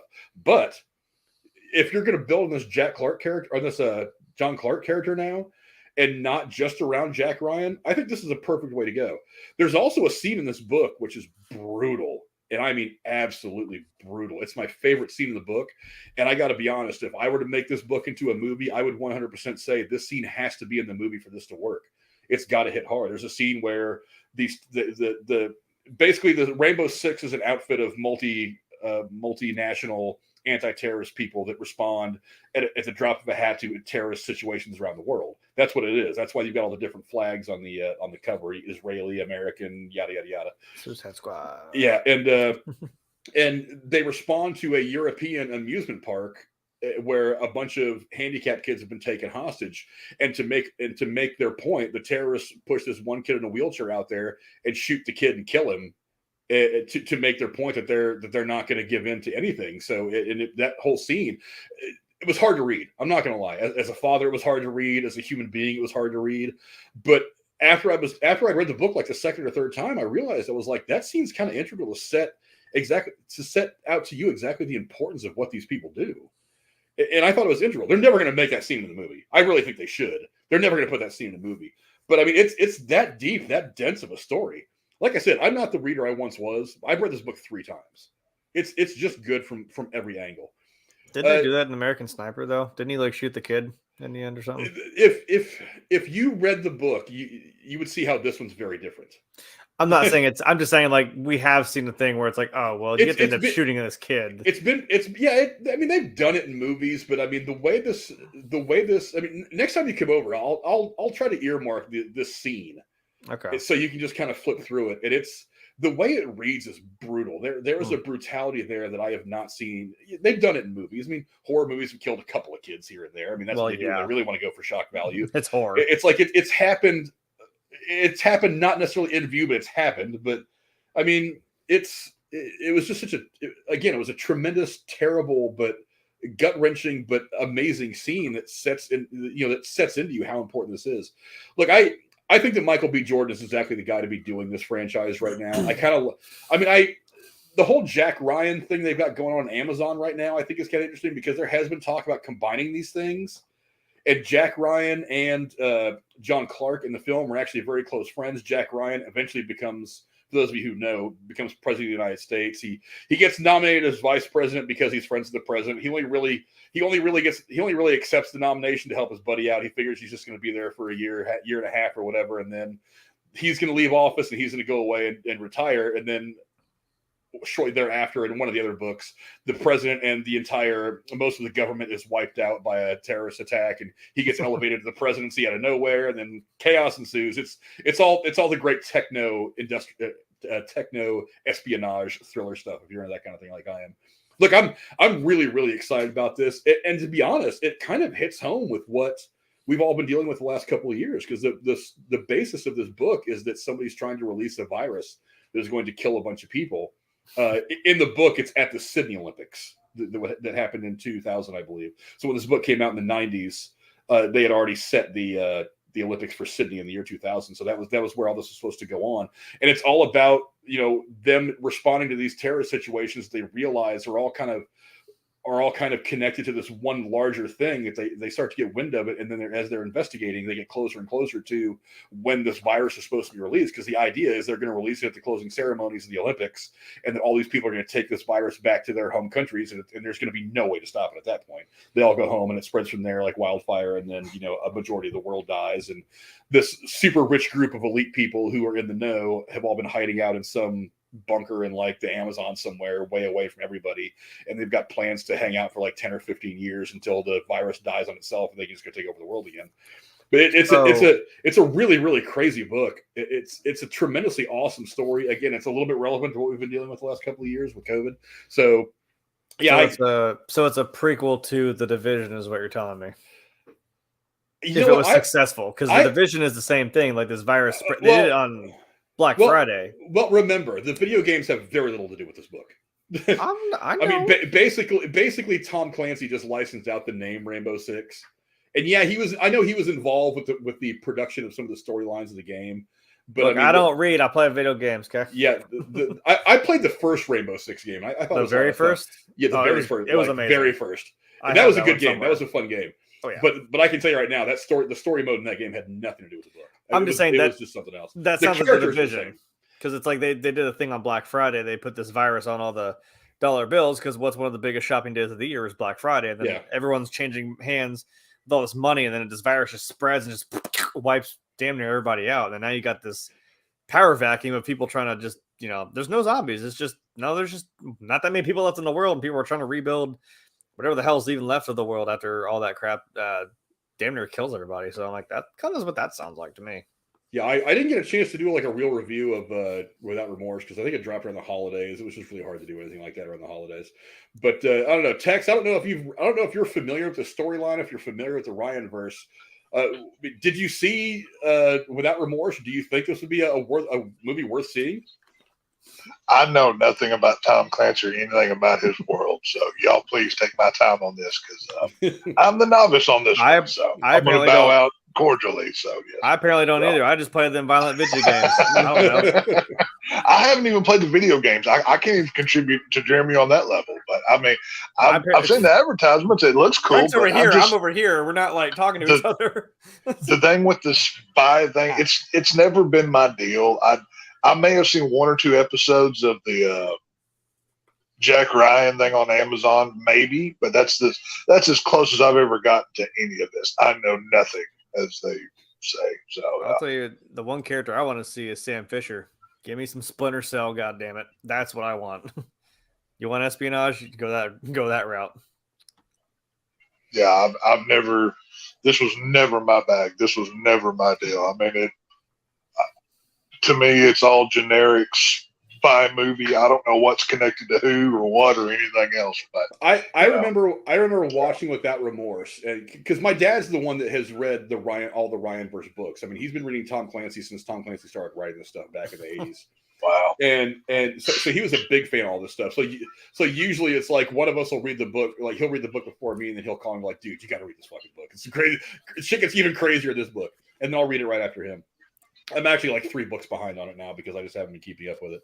But I mean, the Without Remorse, there's actually a post-credit scene. Now, I didn't know when I watched this movie. Look, all the Jack Ryan stuff they try to make in film form has been kind of scattered. You had the ones with Harrison Ford when he plays Jack, the older version of Jack Ryan, that is making his way in, through the ins and outs of the CIA. Then you have The Sum of All Fears, which shows the younger Jack Ryan. That's the one with Ben Affleck, which is a good movie in and of itself, but it's I don't know that it is necessarily part of canon. Then you have the Jack Ryan stuff with John Krasinski that's on Amazon, which is really good. Then you have the Jack Ryan Shadow Recruit, which I thought was a really good movie with Chris Pine and Kevin Costner, but I don't think it fits in any more canon. I think they wanted to try to make that kind of movie one of a series of movies that were based in the Ryan books, but just never came around. Then, of course, you have The Hunt for Red October. Alec Baldwin plays Jack Ryan in that movie. A great movie. But they've never really been able to get together like a series on this. But one of the things that really blew me away as I was watching Without Remorse, I didn't realize there'd be a post-credit scene. I was dicking around my phone as the credits were rolling, and then all of a sudden it cuts to this one view in front of one of the big monuments in Washington. I think it was the Jefferson Memorial. And you see this guy standing there, and John Clark, Michael B. Jordan's character, walks up to him, and they have a little bit of conversation. And he hands him like some papers, and they start talking about this thing that he wants to start called Rainbow. And as soon as he said that, I fangirled. I was like, ah! I was like, that's the one movie I've been wanting. Of all this shit that you guys have done over the years, that's the movie I've been wanting. I want that epic, like, anti-terror, like, good mix of action and great story, because it's, again, this is one of those books where you get really mixed up with the characters. I mean, because, like, and you'll know the character names, Jeremy, if you play the game, like Domingo Chavez. Mm-hmm. Actually, in the book anyway, he marries John Clark's daughter. So that's his father-in-law. So they both get roped into this into the Rainbow Project, and then there's other people that you meet along the way. So so that was the one that I was like, oh my god, I need this right now. So I've been kind of eagerly awaiting the idea of doing a Rainbow Six movie in this world that he had set up. I think it's going to work out pretty good. Cora, I know you probably have no idea what I'm talking about. Do you have any thoughts on this topic at all? I actually read some Clancy books, not this Okay. one. Oh, I'm a shit. fan. I was not a fan of the Ben Affleck film. It was okay. But yeah, I would watch this. I do think it's cool. They're still making different versions of it with different actors to keep the stories, present in film, because they are fantastic in book form, and not limiting themselves to, well, we can't get that actor, so we're not going to make it. Or, anyways, the whole point is I'm looking forward to it. I haven't read this specific book, but maybe I will. So maybe this will inspire me to read the book, and I'd happily watch the film. So I love this kind of genre of political thriller / Bourne Identity mixed with I don't know. It's pretty cool shit to me. So Like I said, this book, more than any other book in the series, it kind of acts on its own. It's its own contained story. It mentions that John Clark has the ear of the president at one point in the book. If you're in the know, you know who that president is. It's Jack Ryan. It doesn't mention Jack Ryan in this book specifically, but the characters, like Domingo Chavez, is actually a character that we saw on screen already once. He was in damn it, what was the one with Sean Bean? John Blank, one of the Harrison Ford ones. But I mean, that character is in there. John Clark is, I think Willem Dafoe actually plays John Clark in that movie. As I recall, it's been a while since I've seen it. But I mean, so if you've seen the movies, you're already kind of familiar with most of these characters in one iteration or other. I think Lev Schreiber actually plays John Clark in Some of All Fears. So we've gotten these different iterations of these characters over a bunch of different movies.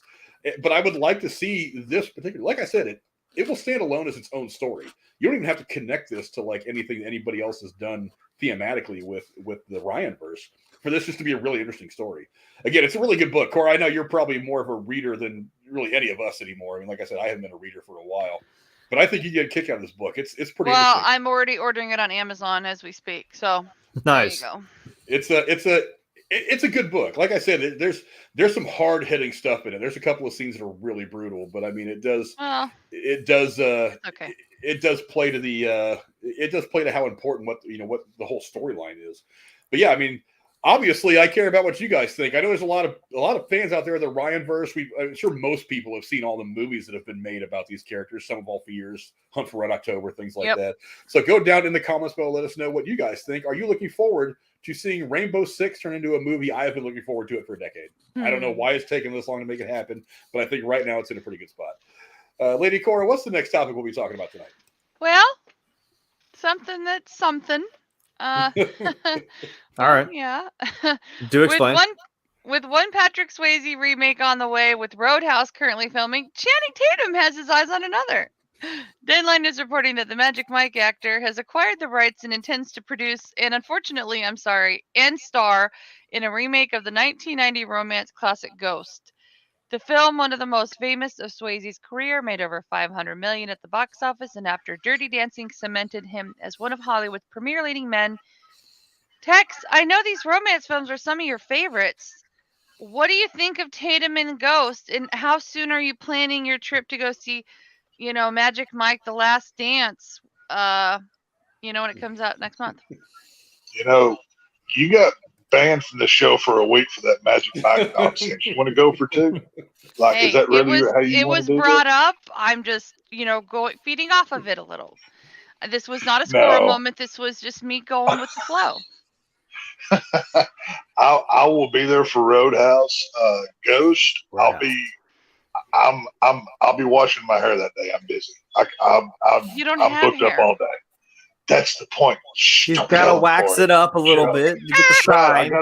I gotta grease the dome to get that good shine off of it. Mm-hmm. But yeah, I have no interest in a Channing Tatum Ghost movie. Now, are they going to bring back Bill Cosby? are they going to do that one too? I mean, do they have that big of balls? So Mhm. if I tell you what, if they bring back Bill Cosby, I'll go see it. But I don't think they have the backbone enough to do it. But I mean, is Channing Tatum even a star anymore? I mean, is he even famous at this point? Well, I Seems mean, like the he Magic kinda movies are funny came and like entertaining because they're so ridiculous, but he's not All you that care about is spectacular. watching him gyrate on stage. Actually, that's Just not be the honest, case at Cora. all. Actually, it's not the case at all. Uh-huh. But anyways, Uh-huh. he's just. I will say Rolling my this: eyes. it is, nice to see people who are actors or directors or producers, whatever, who are known for being in that role, stepping out of it. I mean, he bought the rights for this for himself. He's trying to get into producing. He's trying to branch out and do something different with his career a little bit. So even if it is a movie he's starring in, and even if it's Ghost, which in my opinion should not be remade, I commend him, branching out his career options. So I'll say that. Yeah, I'm sure it'll What are you be. trying to say, Frank? Frank, it looks like you're sucking on a Werther, or you're holding something and you really want to get out. Because Come on, just say That's it. how I feel. Here's the thing. Look, I've said this about remakes. I agree with John Campia's takes on things on remakes. Is like if they want every movie can be remade. If the remake is great, then awesome. Then we have another great movie to enjoy. If the remake sucks, we always have the original to fall back on to enjoy. So so as far as the remake, I don't care. Here's the thing: is Channing Tatum is not all that great of an actor. Agreed. I mean, he works in his niche, and that's good. Look, a lot of actors make a great career just playing the same character over and over again, and there's nothing wrong with that at all. I mean, props to you for finding out where your little area of Hollywood is, and then have fun with it. But My name's Jeff. But it's like this movie requires. It requires a little bit of look. Patrick Swayze, aside from being the heartthrob, aside from being the one that girls went goo over, he was actually a very, very good actor.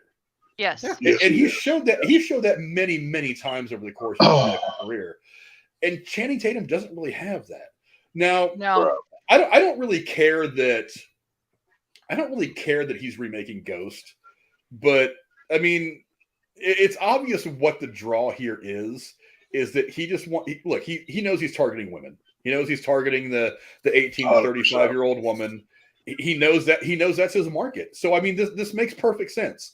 But if you want this movie to be good, I would my hopes for the quality of this as a film is a little low. That's all I'm saying. I could see this going, being kind of like how Monsters was, very niche, going right to a streaming platform or something. I could see it something like that. Very good point. Yeah. You see, I don't know though. I don't think he's going to agree with that. I think for one, one of the things that people are learning from Netflix right now and everything they're going through, and some of the decisions that were made during the pandemic, where production companies were trying to figure out how to make releasing movies work in the where we were at the time, is that you need to put these things out in theaters. You can't spend $100 million. I mean, even if they make this movie for $50 or $60 million, which is relatively cheap these days. How much money do you need to make a Ghost movie? It's not like you.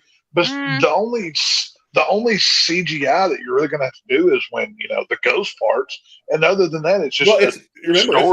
It's not just the CGI. It's paying the actors. There's a lot to get. There's a lot more that goes in. Look, honestly, I would imagine, like, if you look at a movie like an Avengers movie, of the entire budget, I would imagine that maybe one 1/100th of it really goes towards special effects. It's not about money for the CGI.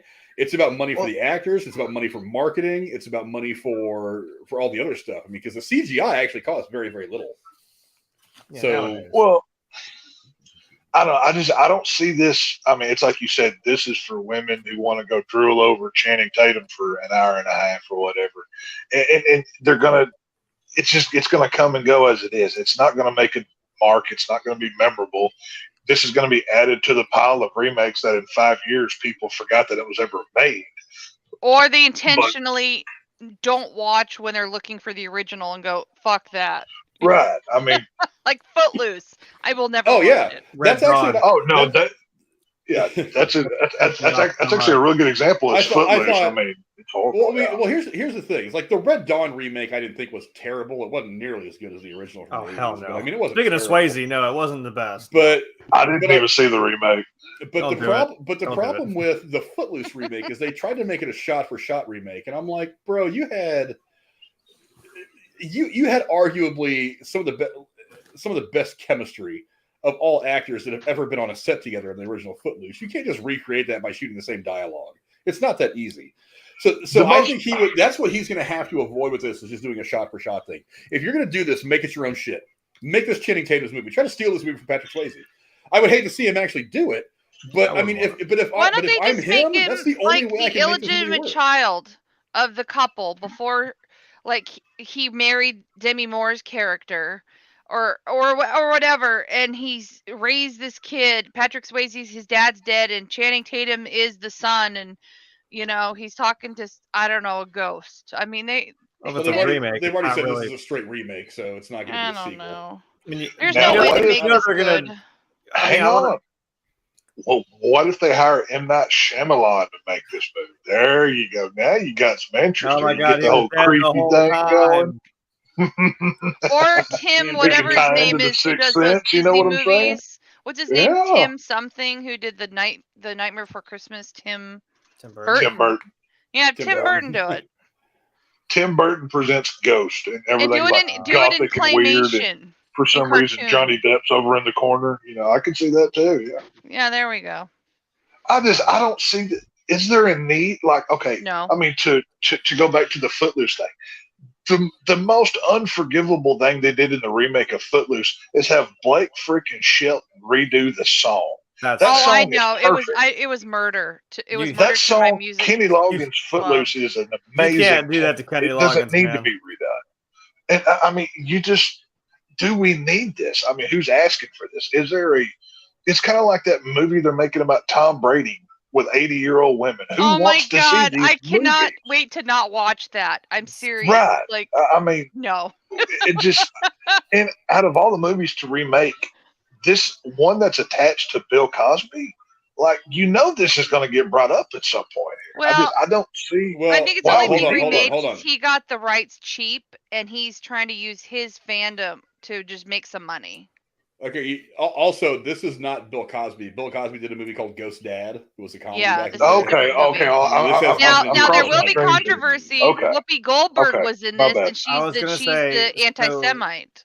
So Mike, who's going to be the medium? Who's going to play Demi Moore's character? Like, who else is going to be in this? Like,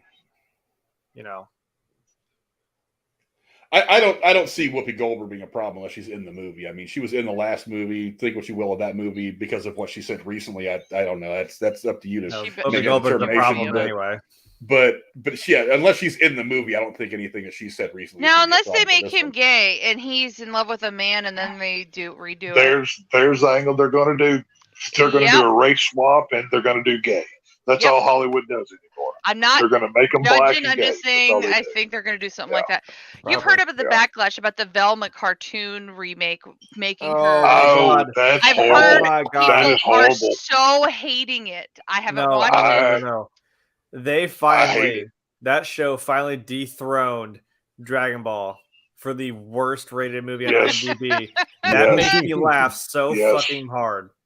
I'm like, how bad you have to actually be to beat that out? Oh my God. That show's whole existence is, if you hate this, we're going to make fun of you for it. That's the whole show. That is literally all that is. I don't care. It is horrible. Somebody saw She-Hulk. You think you're being clever? You made fun of it before you even knew I will watch. I would rather watch She-Hulk than Velma. I'll never watch Velma. I'll never watch Velma. I'm not watching. You don't fuck with old school Scooby-Doo. I don't fucking care. But that's the only reason. That's the thing here, though, to kind of get back to the point. Cora, you're more the audience of this than anybody. Do you need a remake of Ghost? No. Are you interested? No. There you go. Let me be very honest. I only watched Magic Mike. I've only watched the Magic Mike movies because it's stupid funny. I don't care about Channing Tatum at all. I need to be very honest. He's not that attractive to me. So, just putting it out there. Mike. It's a funny, stupid movie. You know what? Yeah, we know why Channing you're Tatum there. is a funny, stupid movie. So you know what? Well, I will say he was funny in that 21 Jump Street. 21 Jump Street movie. He was actually funny in that film. I will give him credit I where think it's he due. was starting to push it a little bit there with me. I'm like, I don't think this is funny. Well, I the don't know. only reason I liked him in that film is because I hate Jonah Hill, and I could Oh, not. Jonah I could Hill not. is such an asshole. He's one of the That's- worst people in Hollywood. I hate That's him. fair. That's fair. But that's the only other thing with Channing Tatum. Well, he was in that G.I. Joe movie that he got killed off in because he was terrible. I do remember that. Oh, he was horrible as Duke. Like, he was a terrible Duke. Like, whoever cast him was. Hopefully, they never got another job as casting director. That was one of many mistakes that were made with that movie. Yes, Let's be like honest here. I was actually excited to see those G.I. Joe films, and then like for some reason, The Rock and Bruce Willis pop up. I'm like, wait, when did this become Die Hard and Fast and Furious? Like all of a sudden, we just crossed the street. It became the like, what's going Expendables all on? of a sudden. That's why Right. Lately they've been a lot of people questioning this whole thing with The Rock being franchised by. We should do we should do a show where we talk about the worst 5 remakes ever made. As our Oh wow! or There's some stiff competition for the top 5 because there's some Right. stinkers out there. it could be fun. That could be. Yeah. But go down in the comments below. Let us know what you guys think. There's actually a poll in the chat right now. Don't forget to vote before the end of the show. Do you want Channing Tatum to remake the film Ghost? I personally do not. Well, I mean, look, he can remake it all. I'm probably not going to go see I got you. It's not going to. Yeah. Thank I'm God not gonna there's go a see it. movie that you finally found that you will not pay to see in the theater. Yeah. Do you know how long I've busy been that day. waiting to find a movie that you won't do that for? I've been at. There's lots of great day. movies that I just don't want to go see in the theater. Wow. But this one, just one of them. I have no interest in this at all. I am mildly interested in the Roadhouse remake that they're filming with Jake Gyllenhaal. I'm mildly interested in that one. God. But again, that movie was about a man being a man's man, and that kind of thing is frowned upon in Hollywood these days. So if they turn him into a fuck stick in this movie, I'm walking out in the first 20 minutes. I will not allow them to defile my memories of that movie with their garbage. And they better have a damn barn. They better have an apartment in a barn with those open doors, because I fucking love that setup. Yeah. It gets no cooler than what Sam Elliott was in Roadhouse. That is the best role in that movie. I mean, Patrick Swayze's great, but Sam Elliott's the star of that movie. I love that film. Have you seen the show Justified, Tex? Sam Elliott in Justified? I've seen that whole show. That was a good show. I've watched it 3 times. Sam Elliott in that. Oh my God. Sam Elliott should be on Mount Rushmore. He is that cool. Just his mustache should be on Mount Rushmore. Forget the president. Not Sam Elliott, just his mustache. Just all you need is Sam Elliott. I mean, from Tombstone to Roadhouse to anything he's ever been in, Sam Elliott's the man. That's all I got to say. Yeah, I agree with you on some of that. Well, go down in the comments below. Let us know what you guys think about the Ghost remake coming from Channing Tatum. Don't forget to vote in the poll. Right now, it's 16 votes, and it's kind of a landslide. 69% of you are saying no, you do not want to see it, and 31% are saying yes, you do. That 31% must all be win, but or mostly. Yeah, but anyway, that's the females in the audience here. But Lady Cora, what's the next topic we'll be going into? Well, lastly, I followed this today actually while I was working. A year after the tragic accidental shooting on the set of the Alec Baldwin film Rust, charges have been filed against the actor as well as the assistant director and armorer Hannah Gutierrez-Reed, as well as Baldwin, will face involuntary manslaughter charges in the death of cinematographer Helena Hutchins, who was accidentally shot and killed by Baldwin while the crew were setting up a shot. The first assistant director has already pleaded guilty to the charge of negligent use of a deadly weapon. Frank, what do you think will happen next? And I have some things to say about the news coverage I saw today. So, yeah. Well, I'm sure we all have plenty of things to say about this, and I wouldn't be at all surprised. I mean, this has been one of those topics that has kind of run over the entertainment landscape over the course of the last year and however many months. Yeah, I mean, they finally have released the report in a press statement today. The district attorney from Santa Fe announced that they will be charging both Alec Baldwin and the I'm drawing a blank on her Armor. name. What's her name now? Yeah, what was her name? Hannah Gutierrez Reed. Yes. They are both being charged with involuntary manslaughter. There's a couple things to remember here. Number one, this is a criminal trial, not a civil trial. So a lot of people have said, I've read some comments over the course of the day as I've been looking into this, saying that, oh, these people, the family's just after money and blah blah blah. No, let me make this very clear. The family of Helena Hutchinson, the cinematographer that was killed, they have already come to a financial agreement on whatever about and the whatever their husband is now responsibility was. is an executive producer on the startup of the filming to finish the film, which is probably going to stop now. Think what you will about that, but I mean, so this is not about money. This is about responsibility, which is the most important thing about all this at this point, is who is responsible. Here, another thing about this is the charge of involuntary manslaughter. I know that when you hear it, it sounds terrible. It sounds like he could be going to jail for the rest of his life. The reality is that's not the case. No. Now, it varies from state to state, but there's homicide, manslaughter, involuntary manslaughter, and it varies from state to state, but there are differences in exactly what these things are. Now, the involuntary manslaughter that they've been charged with is basically what it means is they did not wake up that morning intending to kill anybody. They did not plan out the death of this woman, Helena Hutchins. It was through accidental dereliction of their actions that this situation occurred and this life was ended. So that's gonna matter a lot, because the charges that they've had filed against them, it's got a maximum of I think it's 2 years in prison and a $5,000 fine, but because there was a gun involved, it steps it up to something else. I was reading about it earlier, and I forget exactly how they worded it, but because there was a gun involved, they can get a maximum of 5 years in prison. I think it's and 5. something like 5 years in prison and something like a $50,000 fine. Yeah. So, but I know a lot of people will say that even if they get the max, that's not enough. Well, this case is not. It's not as easily put together as some people might think. I know a lot of people react emotionally to stuff like this, but there's a reason why they're getting charged with this very specific thing, because if you tried to charge them with more than that, you wouldn't be able to make the case for more than that. And there would be no accountability in this entire situation. And that is what's most important at this point, is accountability. Now, it should also be pointed out, and I think Cora mentioned it in the lead-in, that the first assistant director has already pleaded guilty to the charge of negligent use of a deadly weapon. He is not actually, they've not actually worked out all the details of his plea bargain yet, so we don't know exactly what his punishment is going to be. Fine, jail time, whatever. He had kind of a history all his own. I think we talked about that a little bit here. We talked about it a little bit, I think, over on Derailed. But he's got kind of a history all his own, which might impact that.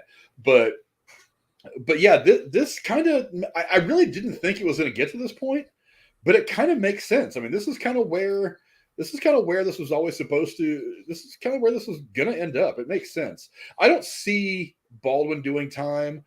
Probably don't see this Gutierrez girl doing time either.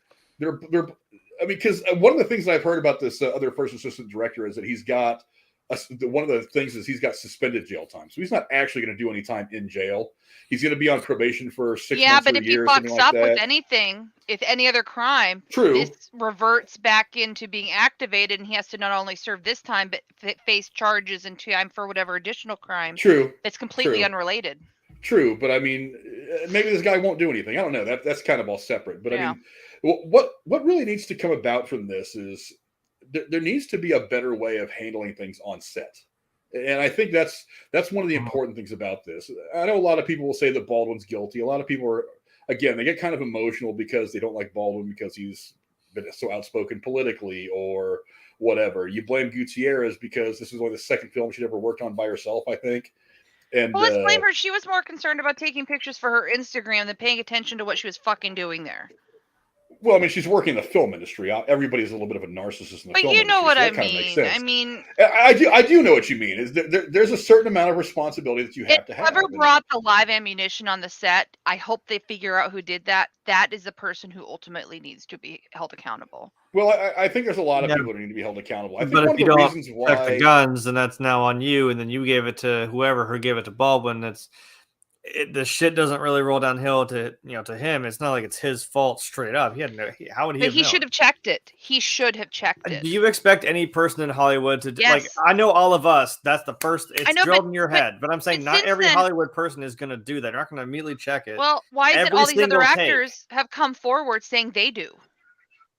Who did? Well, I don't know. You well, should. Well, Dozens have.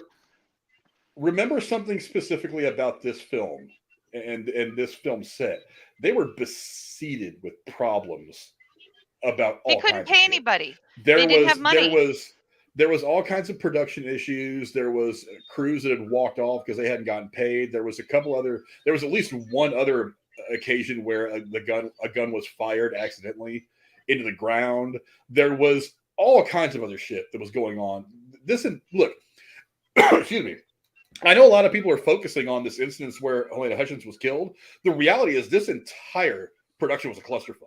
From start to finish, this whole thing, somebody should have just looked at it and been like, you know what, I'm shutting you guys down. Whoever financed this film, they must not have had any idea what was going on, because they should have walked on there and been like, these people are quitting, where this is going wrong. These people are getting paid. Shut this shit down. I want to know exactly what's going on before you roll one more foot of film. I as the financier, and yes, the financiers of movies have this ability.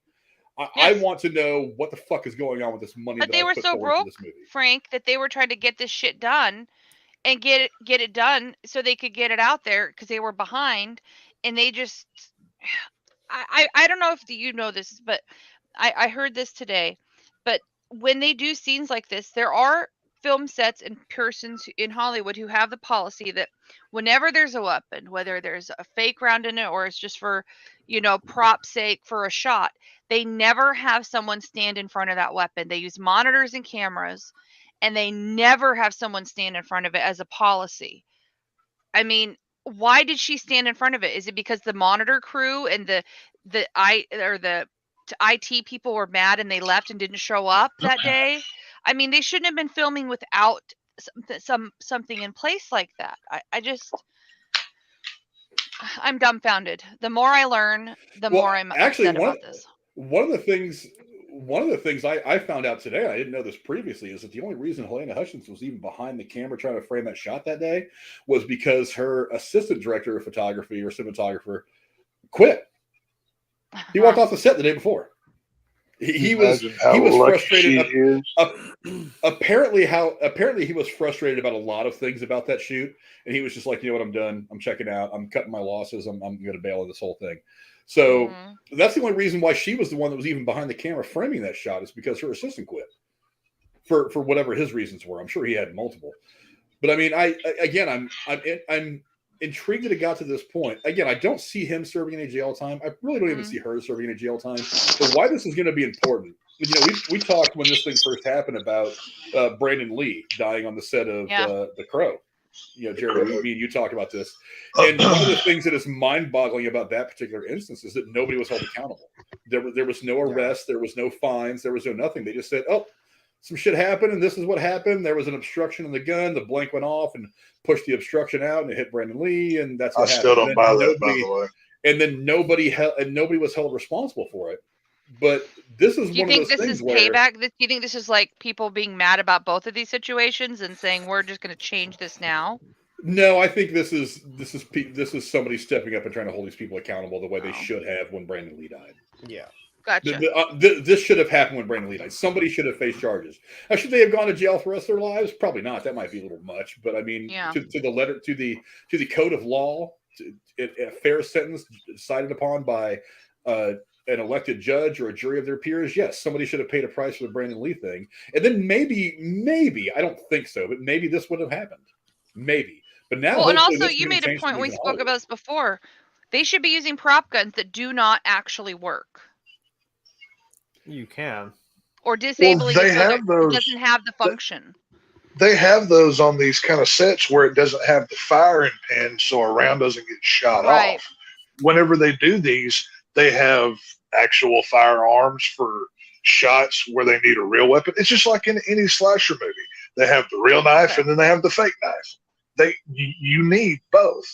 But there's where you need your prop master who knows the difference, who who's supposed to be responsible for this to handle this, and a simple, all of this, I mean, and this has been said 1,000 times on here, on Derailed, on everywhere, I'm sure, but a simple hot cold system that everybody else uses when it comes to firearms, that knows how to live around them. If Frank hands me a gun, if I don't check it immediately and he doesn't tell me, hey, this is hot or it's cold. Hot obviously means loaded, cold means empty. And if I hand it to Jeremy, if he doesn't check it as well, even though he just saw me check it, just on principle, he's being irresponsible. It takes 2 seconds. Either take the magazine out or flip out the chamber. Do whatever you need to do. It takes no time. Even if you told me it's cold, it's like, yeah, your first instinct Right. should always be to check it. Like, Right. It's the old system of trust but verify. It's all you're doing here. I'm telling you either this is loaded or it's not, and I hand it to you. You check it so you know as well. So if you hand it to Cora, you can do the same. It's as simple. It takes 2 seconds to be responsible. I would never pull the trigger Right. on a weapon. Right. But that's a responsible gun owner is speaking. And the problem with people who are not gun owners, who are maybe advocates that guns aren't necessary, who don't handle guns, they're ignorant. They don't understand the safety precautions that actual gun owners are very aware of and educated and live as a lifestyle as a gun owner. And that's what pisses me off about this. To get to obviously the issue that we're discussing here, Alec Baldwin and this director, the director's going to get in more trouble than Alec Baldwin does. He's connected. He's too rich. He's got too much money. Nothing is going to happen to this piece of crap. As much as I would love for him to get the death penalty, it's not going to happen. I don't think he's getting charged because he pulled the trigger. I think he's getting charged because, technically speaking, it's his company, his production company. Yes, the production liability. He's getting charged because he's the name of this. He's the face that everybody associates this with. If he would just have been the actor. No. He's getting charged because he owns the Rust Production LLC. Oh, okay. He's not. Let's make this clear. I don't think he's getting charged. Now, maybe I'm wrong about this, but I'm pretty sure I'm right. He's not getting charged because he pulled the trigger. He's getting charged because he is the owner of the production company of this movie. When a movie gets filmed, like there is an LLC that is built for that movie that only exists while the movie is in production. So it's like when they make an Avengers movie, they make it Avengers Production LLC. Disney does. It is owned by Disney, but operates kind of not on its own. I mean, they obviously answer the higher ups, but I mean, they control the day-to-day operations of that particular production. So for all intents and purposes, it is its own business. He is technically the owner of this business, which gives him a certain legal culpability. And I think that's why he got charged, not because he pulled the trigger. What ended up happening was, and this is something that I read today too, that I wasn't sure of was true until they started reporting on it today. When the first assistant director gave Baldwin the gun, he did say this is a cold gun, which is why that guy's getting pinched, because he didn't properly check it. He didn't follow the safety protocol that is supposed to exist. The girl, Hannah Gutierrez, is getting hit because she's the armor, and she's ultimately the one that is legally responsible for all this shit.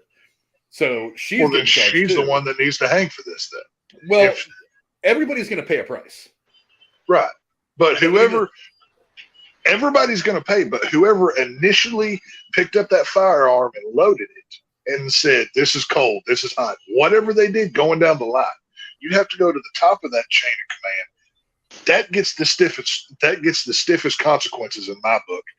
If person A tells person B, oh, it's a cold gun. Well, if person B doesn't check, A, they're an idiot, but they are less culpable than person A in my book. But that's just the way that it goes. Yeah, I don't know. I'm really interested to see how this plays out, because I do think that as the person who was in charge of this whole production, that he could and should probably pay a price. She most certainly should pay a price, because this was her job. This was her entire job, was to make sure shit like this didn't happen. This was an epic failure that got a woman killed. So she needs to pay a price. This other guy who handed the gun and told him cold gun. Here's one of the reasons why I don't blame Baldwin for the pulling of the trigger. If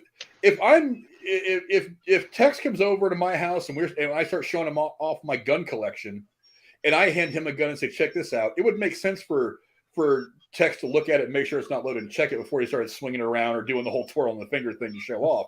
That makes sense.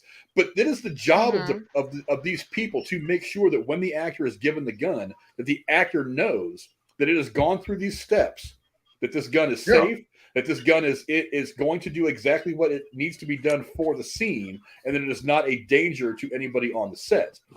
That obviously was screwed by the girl Gutierrez and by this first assistant director who's already plea bargained his case, because he was the one that gave him this and told Baldwin this is a cold weapon.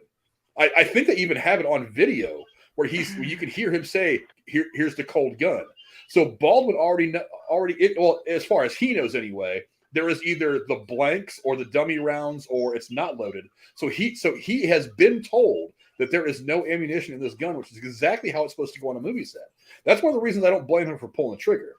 I do blame him, however, for being the person in charge of all this stuff and getting cheap and hiring some armor who was 12 years old and had no idea what the fuck she was doing.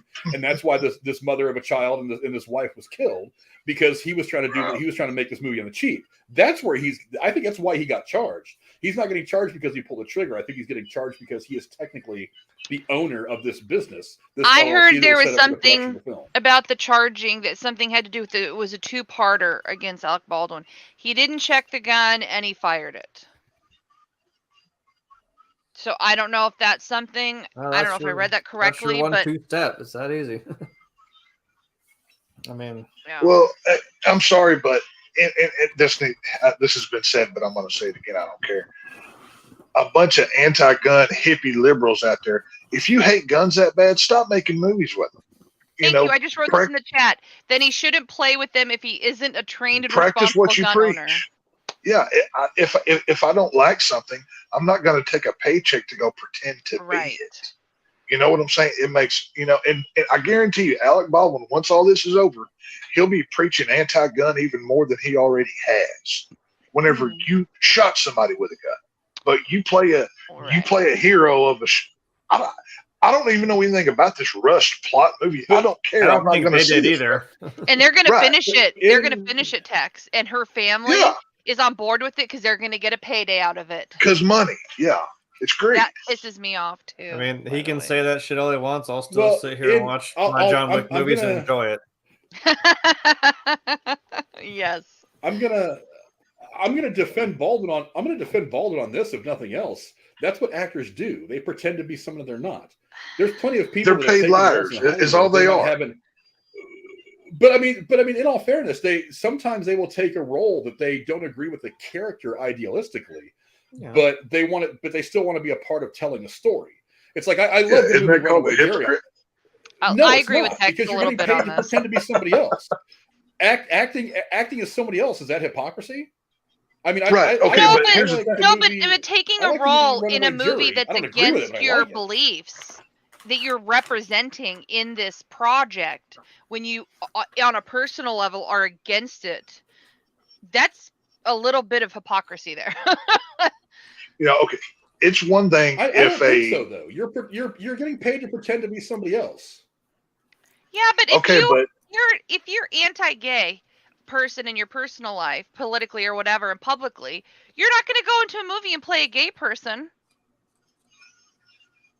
You don't have to be there's something to be a person. I mean, there's something to be said. You can turn down the role. I'm just saying there should be some responsibility for the jobs they take and the projects they do, and it should align with their personal beliefs. You can turn down the role if you want. But look, how many actors have played Hitler in movies? I couldn't tell you. A lot. A handful, more than one. More than two. There could be 3, 4, maybe 10. I can think of. Hundreds. Including Charlie Chaplin played Hitler, for fuck's sake. Was he Hitler? I don't know if he was Hitler. He looked like Hitler. I mean, I don't know. He had the mustache. But if somebody played, look, Indiana Jones in The Last Crusade. Yeah, Hitler. Indiana Jones comes face to face with Hitler. Does the guy that played Hitler in that scene, is he wrong for taking that role? He may have been Jewish for all I know. He probably didn't agree with the damn thing that Hitler thought. But I hear what you're saying. He's I'm just playing a role. Just because you play a role doesn't mean that you agree with that person's ideals. But here's the problem, though. What is Alec Baldwin most known for? This movie and pretending to be Trump on Saturday Night Live, right? What's the two things that he hates the most in the world? Trump and speaks guns. out about Trump and guns. Okay. Well, I if know you're him an for way more actor, than that. I've been watching him. I was like, I know Okay, he's been a lot of other things. But okay, but I I'm just talked about talking. Hunt for Red October, which is still a great movie. I'm talking about in the most recent history of Alec Baldwin's unfortunate life. Well, I was thinking of the cinematic classic, The Cat in the Hat. Fight me. If I'm an actor and I'm playing a role and my character eats pizza, but I hate pizza and I'm allergic, right? But I still pretend to do it. That's a different thing than going out and playing a sheriff of a town or whatever Rust is and shoots bad guys with guns. But then I go talk to Congress about how guns need to be took away. That's where I have a problem, because A and B are completely different for me. A, you have no credibility. B, you're a hypocrite. And C, nobody should ever listen to this. You know, obviously our culture and society thinks just because you pretend to be a cool guy in a movie that your opinion matters more, whether you're a sports athlete or a celebrity, whatever. Tex, I think I have a way to help stop. Frank understand us, okay? There's a difference between an Okay. actor who keeps their personal life, their personal beliefs, their political beliefs private, does the acting job, and keeps themselves private. Then there Not are all of them people do like Alec Baldwin and the lady in the Halloween movie you hate, Jamie Lee Curtis. Yes. who are so vocal publicly about their political and personal beliefs that it overpowers Yes. who they are seen in the entertainment industry, and it's muddled. And when those persons do things like this, then it's hypocrisy. Am I right, Tex? Right. Yes, that's exactly what I was going to say. Is he's so passionate about this stuff, but yet you profit off of the same opposite. It's just like, you know, one of my favorite people in Hollywood, Ricky Gervais. That last time he hosted the Golden Globes, he's like, you know what? You don't come up here. You don't come up here and get to preach your political shit. You're in no position to lecture anybody. Take your award, thank your God, and fuck off. I'm like, thank you. Buttercup. I just have to say hello, Buttercup. Yeah, Well, it's so ridiculous. There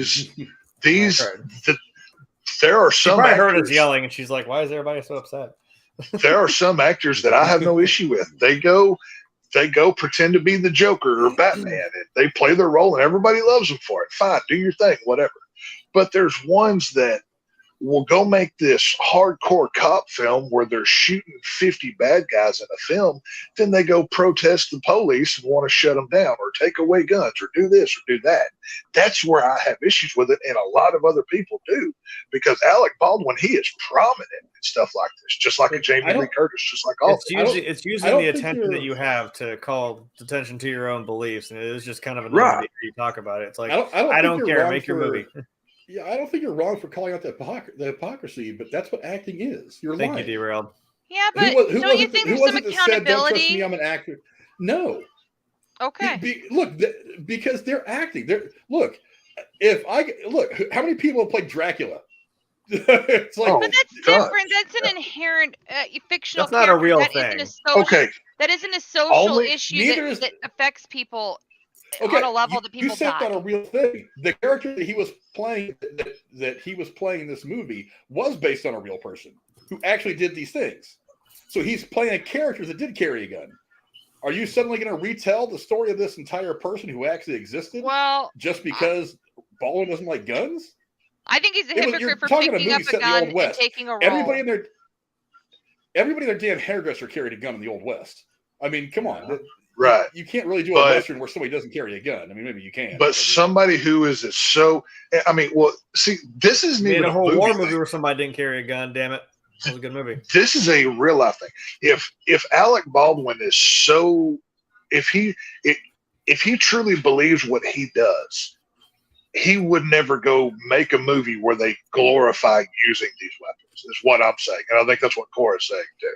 It really shows how much faith you have in your own belief of guns are bad, we need to take them away. But I'm going to go film a movie and make X amount of dollars off of it, profit off of this. But I'm going to tell you why you shouldn't have that.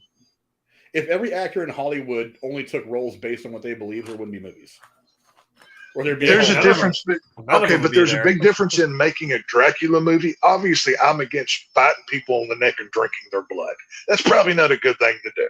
So but there's a difference in that, and there's a difference in something that is as touchy in real life, like gun and gun rights are. This, to me, it's apples and oranges here. I see what you're saying, and I can agree to parts of it, but the hypocrisy of somebody like an Alec Baldwin cannot be swept under the rug. It should be allowed. think what People you're should be trying allowed to be a hypocrite with their career like this.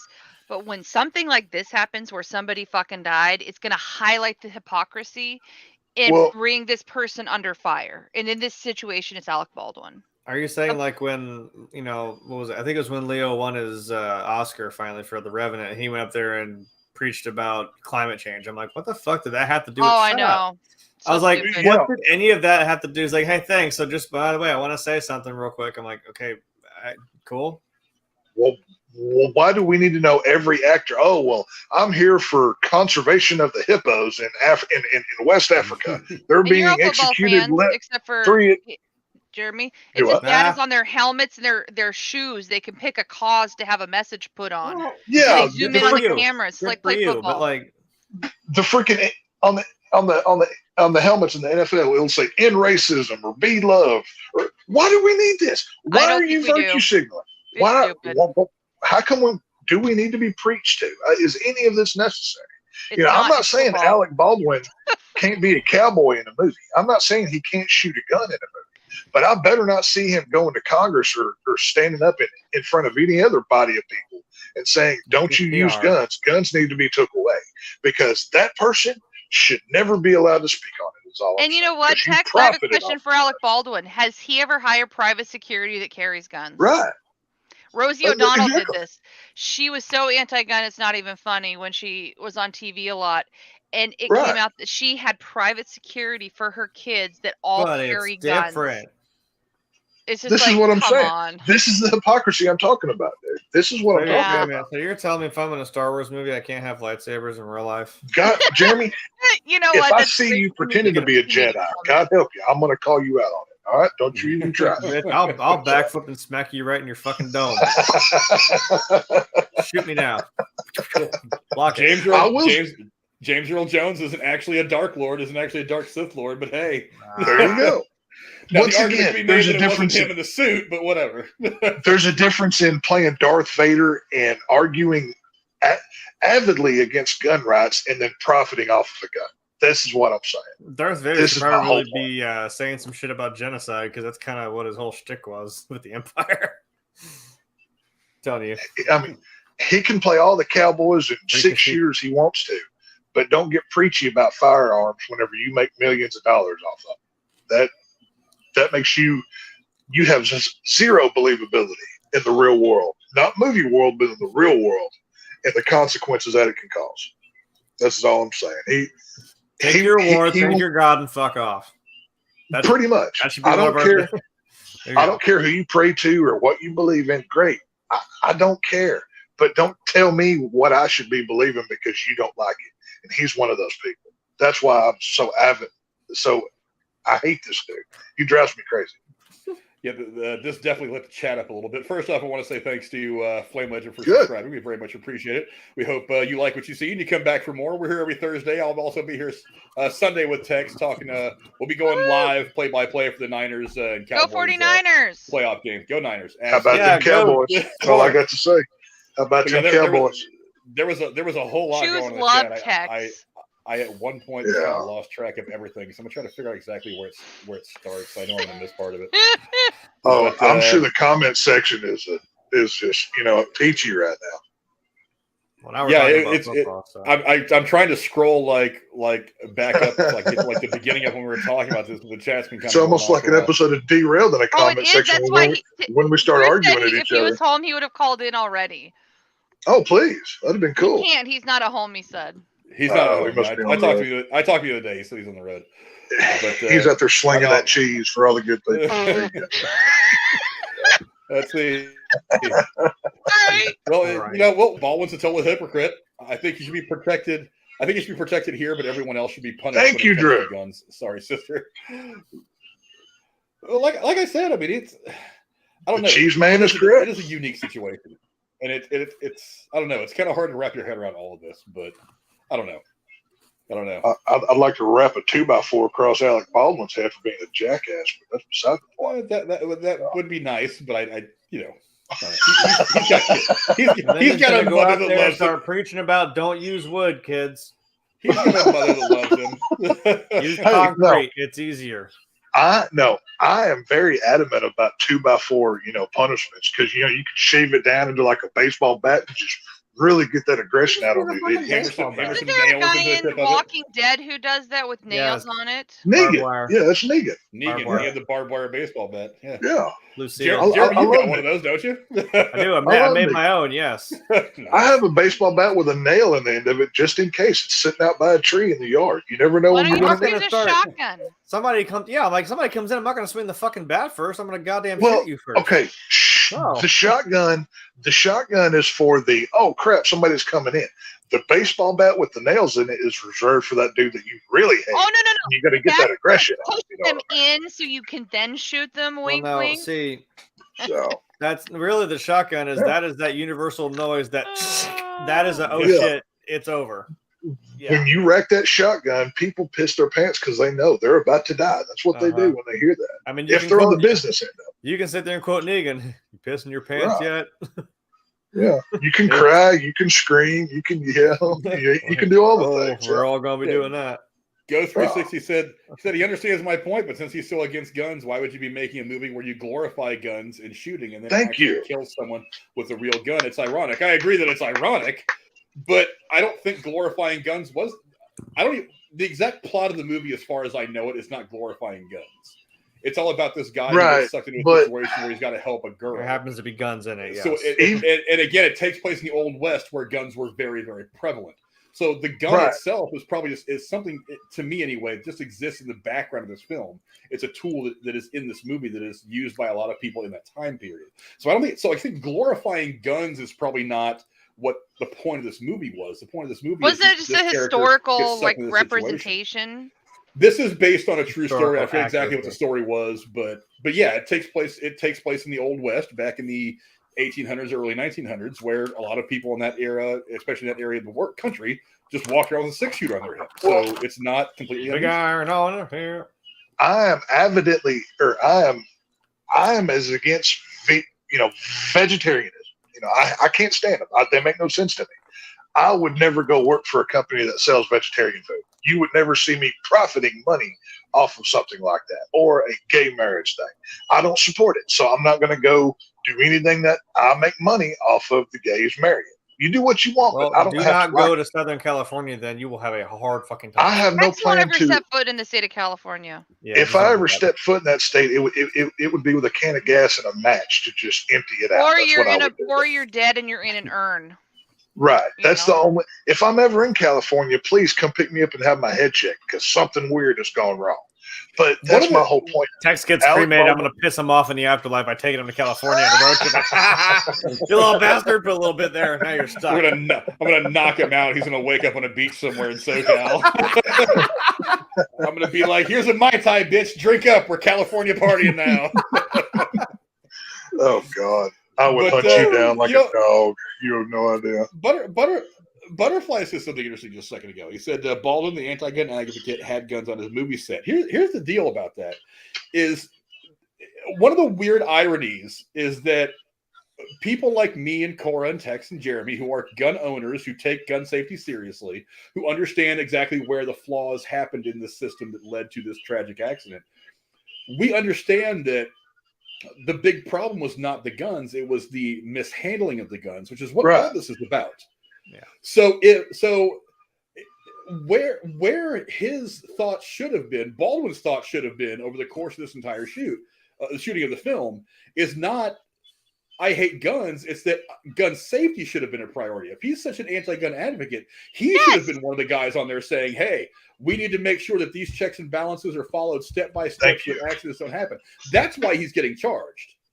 Because he didn't ensure that kind of system of checks and balances was being followed, and that because of that, that's why this person was killed.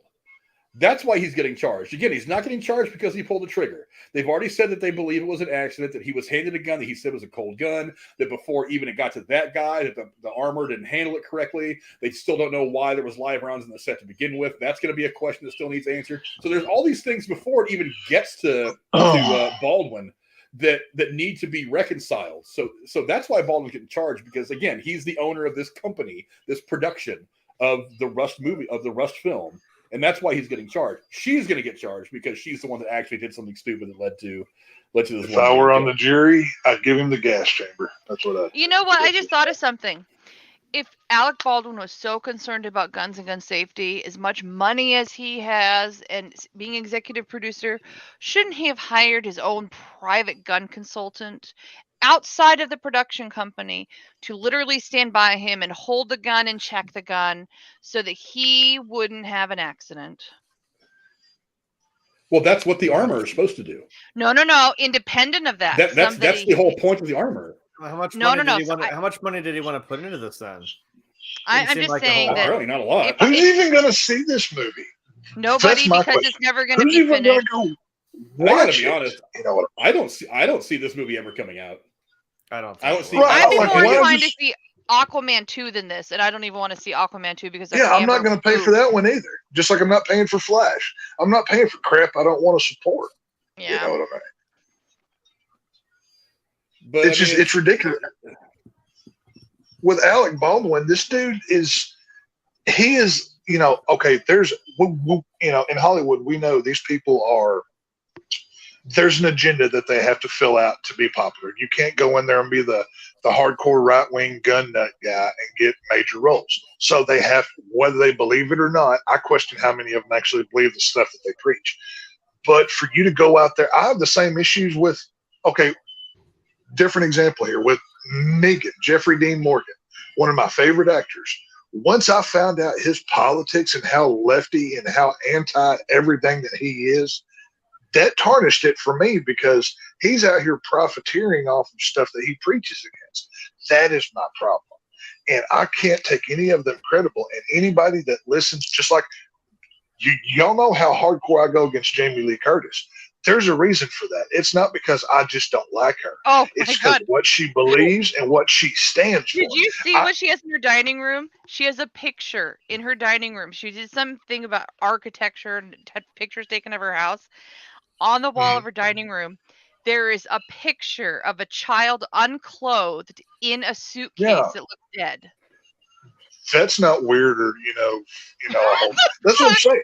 People like Alec Baldwin, Jamie Lee Curtis, Rosie O'Donnell, all of these people, they profit so much, but then 2 days later you see them on C-SPAN or whichever late night show telling you can't do this, but I just made $20 million off of shooting a 6-shooter, but you can't own one. No, that's not how it works. People like that have to be held accountable. You don't get it both ways. I'm not saying, I don't believe in blood drinking, so I can't be Dracula. No, to me, that's a nonsense argument. That's not even in the conversation. We're talking about something that's real, that is, a hot button issue, and it's its own separate thing. That's all I'm saying. It's like, look what happened to Gina Carano from Mandalorian. Right, exactly. I'm like, and she barely said anything. She didn't say anything that was really destructive, and they tried to ruin her whole career because she didn't bend a knee to these liberal morons. She retweeted something. That's what got her kicked out. That's what got her fired. Right. Yeah. Just because she has her own opinions. I'm like, whatever. Just who cares? Just because you don't agree with it. Well, this is what I'm saying. Cool. Like that was. I liked her character a lot, and I'm like, well, cool. Now we're never seeing her again. God damn it. Well, I have a feeling this is not the last we're going to talk about this, because now we still have the trial coming up. Because remember, they have just been charged. There is still. I would imagine I think he's probably going to plea bargain. I imagine both of them probably do. I mean, there's a likelihood that there's going to be a trial, but I swear to God, if he gets up on the stand and he gets to preaching about how bad guns are, I'm going to go off on this son of a bitch. That's horrible. That'll be a fun show. And again, one of the things that screws him is that interview he did. Which interview? The one that he did like a month after this whole thing happened. Yeah. It's like I remember. I'd have to go back and watch it. I think we were on Derailed, and we were talking about it, and I was like, "Why the hell is this guy talking to anybody? How dumb is his fucking stupid, inbred, moronic, half-wit fucking lawyer to not look at him and say, you need to not talk about this publicly until this plays out legally. You should not talk to anybody about this. Whoever gave him the idea that was a good idea was completely stupid." No idea what that. No idea why anybody would tell He's a him. moron. Fire your publicist, man. Like, what the hell? Yeah, that was a bad look. That was not smart, because anything that he says in that could be considered testimony. So if he does have to go on stand and they put him under oath and he says something different from that interview, they're gonna be like, hey, in this interview over here that you gave to blah blah blah on Nightline or whatever the hell it was on, you said this, but now you're saying under oath this. What's the deal, bro? And that's gonna make him look bad. And then when he does end up getting hit with this, it's gonna make him that much worse. So I don't know. I have a feeling there's going to be more discussion about this. I feel like neither one of them are going to go to trial. I think they probably should. But I feel like neither one of them are going to trial. They're all going to plead bargain out. He's going to get some suspended jail time. So will she probably. But like I said, the reality is that the most important thing about this is that there is some people held accountable and held responsible, unlike what happened in the Brandon Lee case when he was killed making the crow. That to me is a travesty, and I didn't even realize it until all this went down. I went to look back and research that one again.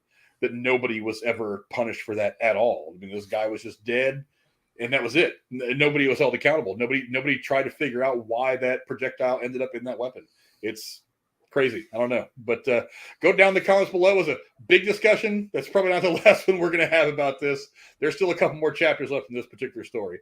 So go down the comments below. Let us know what you guys think of Alec Baldwin getting charged for involuntary manslaughter alongside his Hannah Gutierrez-Reed, the armor in the movie Rust, which I guess is still filming, but in my opinion, probably won't see the light of day. I would imagine that no theaters are going to want to air this. I can't imagine any of the streamers are going to want to give them money for it. It's probably going to be one of those things where it's like, if you're lucky, if you're really looking, you're going to stumble across it in the $5 bin at Walmart at some point. I don't see any way that this is ever going to see the light of day. But yeah, that's pretty much the show for tonight. I want to thank all of you in the chat for coming to hang out with us tonight. I appreciate it. It was a busy night in the chat. TSS2 just rolled in. Drew came in here later on. Yeah, Drew, you're gonna have to go back and catch the talk from the Scream trailer. We actually talked about that like early in the show. Butterfly, Old School Gamer, what's going on? Flame Legend, thank you again for subscribing. Really appreciate it. Insane Root, woo! What's up, brother? Let's see. Lots of other people were in here. I know my dog were in here at some point earlier. Butterfly, what's going on? DJ, here as always. All of you, Casey was even in here. Thank you, mods, for timing Casey out. Maybe one of these days I'll give him his wrench back and we can stop having fun with him for a little while. But not tonight. Not tonight, damn it. Not tonight. But I want to thank my great co-host for being awesome as always, starting with the Dower Tree Compass Lady Cora. What do you got going on, man? Working, hanging out with my dogs, cooking, reading, sleeping, and then doing it all over again and being here Thursday. Cool. There you go. And my hetero life mate Jeremy with the great fashion sense. What do you got going on, my brother? We're just gonna keep praising this shirt, aren't we? We are. Well, we have to do something to quit talking about Alec Baldwin, so your shirt works. Yeah. I mean, I did just buy 2 other band shirts like a few hours before this. So to be fair, I got a Led Zeppelin shirt and another Green Day shirt because I think the ones I used to have don't even fit me anymore. So I almost bought a Nirvana shirt, but I couldn't remember what size it was, so I held off on it. Yeah. So I'm here Thursdays for sure, and whenever we do reviews for The Last of Us, I mean, last we did on Tuesday, ironically enough, whenever we do those, so definitely be here for that. Bring in the notebook, of course, because I will be in that. Yvette Nicole Grim Tuesday's got to give us our update. I know. I got you. And like I said, I'm on YouTube and I'm on Twitch.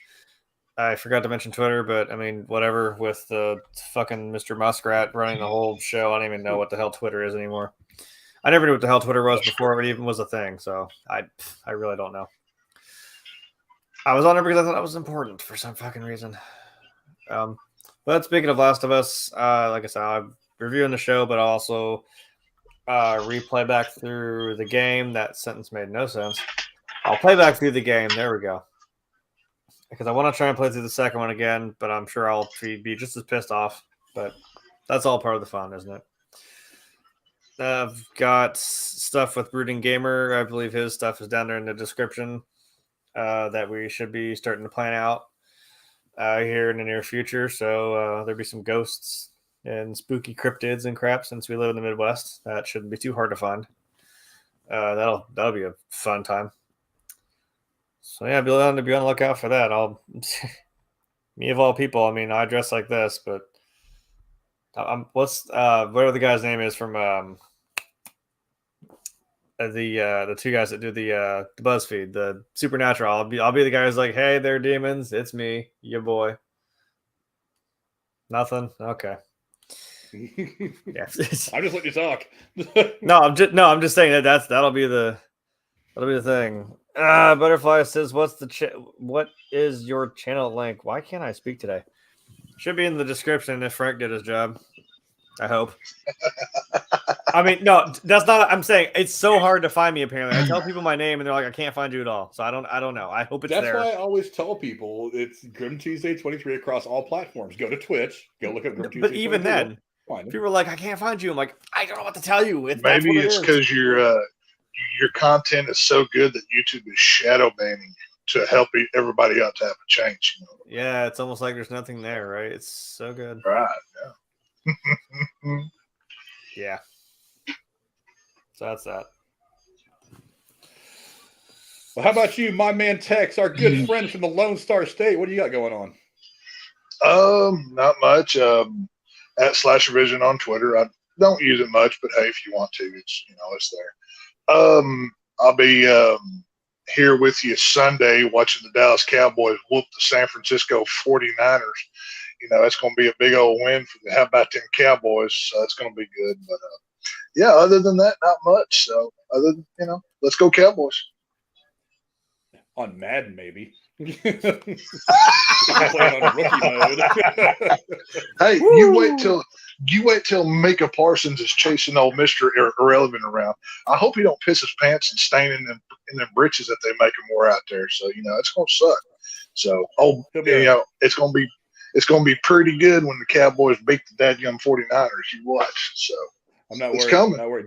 Dak's gonna fold. He's gonna fold like a. Yeah, he's gonna be telling the 49ers to suck his Dax. What he's gonna do. Yeah. Mm-hmm. Thank you, D-Real, for putting that in the